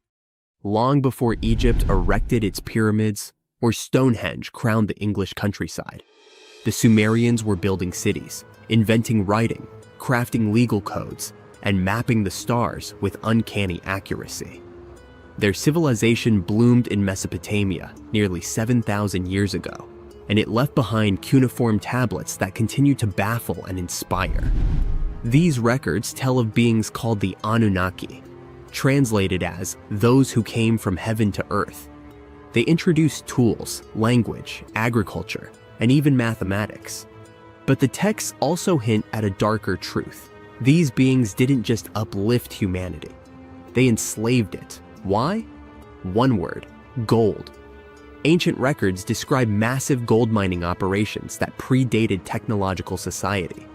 But here's the twist. to early humans, gold was worthless. It had no utility, no exchange value, no role in survival. Yet we dug for it with obsessive intensity. According to the Sumerians, the Anunnaki needed gold, not for jewelry, but for survival. Their home planet, Nibiru, was dying. Its atmosphere was decaying, and gold particles, when dispersed in the air, could reflect solar radiation and purify environmental conditions. Earth had gold, lots of it. And so, the Anunnaki came. At first, they did the labor themselves, but mining Earth's crust was exhausting. Frustrated and desperate, they considered a more efficient solution: genetic engineering. If they could merge their DNA with that of early humans, they could create a workforce suited to the task, strong, obedient, and intelligent. Enki, one of the Anunnaki leaders, took the lead. Early experiments were monstrous, deformed hybrids that echo legends of giants, cyclops, and mythic beastlists. Many were destroyed, others abandoned. But eventually, success came. Using one of their own as a surrogate, they implanted a fertilized egg, part Anunnaki, part hominin. The result was a child named Adamu. Sound familiar? To many, Adamu is the precursor to the biblical Adam. The parallels between religious creation stories and Sumerian myth are too sharp to ignore. Created in our image, from clay, the Sumerians were telling a story that would echo through ages, morphing into sacred texts and oral traditions around the globe. Adamu and his descendants became laborers, building a society under Anunnaki rule. But something strange happened. These hybrids didn't just follow. They learned, they questioned, they grew in number and complexity. Eventually, they became us. Here's where the timeline warps. Homo sapiens have existed for over 300,000 years. Yet for most of that time, we were indistinguishable from animals in both behavior and cognition. Then, seemingly overnight, we developed art, architecture, religion, governance, and science. No smooth curve, just a spike. How? Some point to climate shifts or population booms, but others look to Nibiru. Modern astronomers have observed gravitational anomalies beyond Neptune, suggesting the presence of a massive unseen planet. Dubbed Planet 9 or Planet X, it eerily mirrors the Sumerian Nibiru, which they claimed had an elliptical orbit that brought it near Earth every 3,600 years. The timing of historical jumps in human development? It aligned suspiciously well. According to legend, as Nibiru approached Earth, the Anunnaki would return. Some think they never left. Others believe they're watching, waiting. What did they look like? Relics suggest beings 3-4 meters tall, with elongated skulls and high foreheads, features mimicked by ancient civilizations who bound the skulls of their elite. They wore ornate robes, had light skin, and luminous eyes. Their leader was Anu. His sons, Enki and Enlil, managed Earth's operations. The Anunnaki might have left behind more than just myths, hidden knowledge, lost technology, even genetic markers that still echo within our DNA. The idea is unsettling, yet alluring, that our creators may return, that we are not the pinnacle, but the product. And here's another twist. Some researchers argue that humans don't even belong here. In the book, Humans Are Not From Earth, anomalies in our biology are explored. Why are we uniquely vulnerable to sunlight? Why do we suffer chronic back pain? Why are childbirths so difficult? Every other species fits perfectly into Earth's environment. We arguably do not. Could it be because we're hybrids? Part Earth, part something else. From gold mines to rocket ships, from caves to satellites, our species has always been driven by something deep and inexplicable. Maybe it's curiosity, maybe ambition, or maybe, just maybe, it's a buried memory of where we came from and who made us. So next time you look up at the night sky, remember, the answers to humanity's origin may not lie beneath our feet, but far above our heads. And the Anunnaki, their story isn't over. It may be just beginning. An ancient computer stood dormant underwater for thousands of years. When it was first discovered in the early 1900s, people confused it with a boring lump of metal and wood. But once it was properly studied, the Antikythera mechanism shook up what we knew of the ancient Greeks and their knowledge of astronomy. Is it really a computer? Depends on what you consider one to be. We know that the first mechanical device of this kind was designed in 1822 and could only help with simple calculation. The Antikythera mechanism also doesn't have a keyboard or screen. It's made out of 3 bronze pieces featuring intricate designs, gears that resemble those of a clock, and a ring with degrees, similar to a protractor. No other similar devices can be traced so far back in time. X-rays needed to be invented before scientists could figure out this device. They soon learned that the Antikythera mechanism was probably used to track stars and planets. Here's how it worked. Inside its wooden case were lots of tiny gears. They weren't for telling time, but rather for predicting astronomical events. It gave the user unique knowledge of where every planet, the sun, and the moon would be at any given time. By turning a button, it was set in motion, and it would show how the celestial bodies moved. One of its biggest mysteries is those planetary pointers. It's common knowledge these days that planets owe their specific movements because they're orbiting the sun for the most part. Some believe the Greeks back then weren't that advanced with their astronomy to know this. A few ancient Greek scholars proposed the idea of the sun being at the center of the known universe, but it wasn't a widely accepted theory. The reason why is simple. If the Earth was spinning on its axis and revolving around the sun, why can't we feel it move? Some parts of the Antikythera mechanism may still be at the bottom of the sea, while others may be lost forever. So we may never know the truth about its purpose. The official story about the first battery? That it was invented somewhere around the 1800s. It was made of interlaying copper and zinc discs that had a piece of cloth between them, dipped in a special chemical concoction that conducts electricity. Some archaeologists claim they've uncovered a battery 10 times older, called the Battery of Baghdad. So it could be that the technology for inventing batteries was hiding under our noses. At first glance, the ancient Battery of Baghdad looks like a random clay pot. What makes it special is its composition, a set of weirdly nested artifacts. Inside this pot was a copper cylinder, enveloping an iron rod. The rod would have poked through the jar's lid. The artist and archaeologist who found this unusual device never left a detailed account of where, when, or how he stumbled upon it. But the widely accepted theory is that the object was unearthed in what's now known as Baghdad in Iraq. Another thing most specialists can agree on is that it can be traced back to the ancient city of Ctesiphon. Its exact age, though, remains a mystery. Some say it's over 2,000 years old. Others say it's a mere 1,400 years old. Even at the later end of the spectrum, it still significantly predates the first electric battery that's just a couple of centuries old. Since there's no official record accompanying the artifact, there's a chance we'll never know what its purpose was. So where did this idea of it being a battery come from? It all has to do with those two metals found inside with differing electropotentials, which is a key component of batteries. There's also evidence suggesting that the jar once held an ionic solution, acting as an electrolyte, the substance needed in batteries to carry the electric current.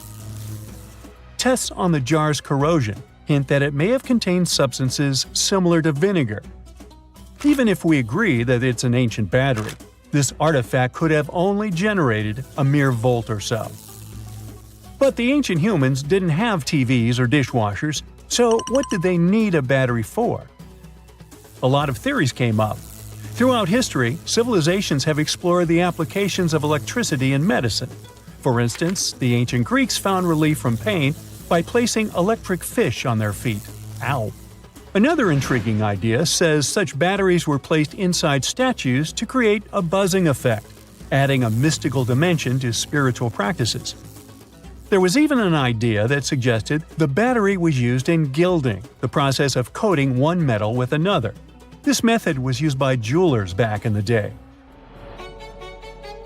If it wasn't used for providing electricity, the Baghdad battery was probably a container for special scrolls. Then the iron rod would have been the core for the scroll, wrapped around it before being placed inside the copper tube.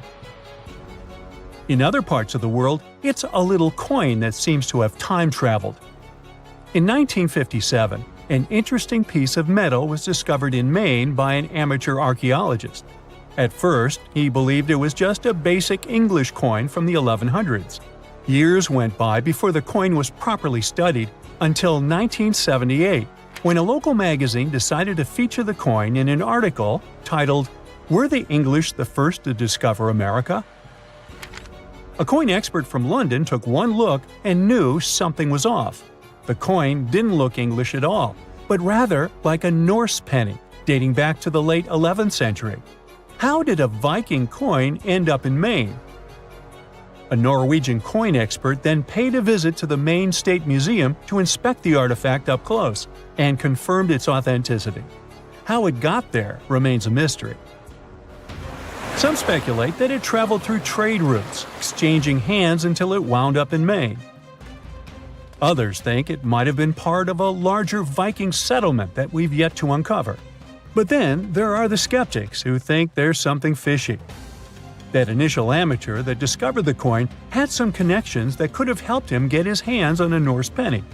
Plus, around the same time, there was a whole bunch of Viking-related hoaxes floating around. The idea of Vikings cruising around America isn't entirely new, though. Icelandic sagas have hinted at it for centuries. But it wasn't until the discovery of an archaeological site in Newfoundland that people started taking it seriously. It still doesn't confirm if the penny was legit or not. The city of Rockwall in Texas is famous for its live music and family-friendly vibe. But it got its name from a curious rock formation still shrouded in mystery. Beneath the city's surface lies a series of hard mineral stones stacked in a way that resembles a massive wall of rocks. For more than a century and a half, people have pondered the origins of this mysterious structure. Could it be the handiwork of ancient humans, left behind as a testament to their ingenuity? Or is it simply a natural phenomenon, shaped by the forces of geology over millions of years? The formation has been spotted in over 10 different locations around the city, stretching both above and below ground. In their quest for answers, scientists have conducted various tests on the rocks that make up the wall. One geologist suggested back in 1901 that the formation was just a naturally occurring sandstone dike. Subsequent studies have supported this idea, with experts from the University of Texas at Dallas confirming that the rocks formed over millions of years through the deposition and hardening of sediment. Despite the scientific consensus, there are still those who believe there's more to the Rockwall formation. Tales of steps, archways, and even corridors have circulated for decades, supported by old newspaper reports and local folklore. Some claim to have seen strange markings on the rocks, while others speak of mysterious metal objects embedded in them. The scientific explanation could be that the supposed steps and archways are likely just illusions created by the natural fracturing of the rock. As for the metal objects, it's believed they are simply concentrations of iron-bearing minerals. It doesn't explicitly show ancient humans put them there. Whether the Rockwall formation was crafted by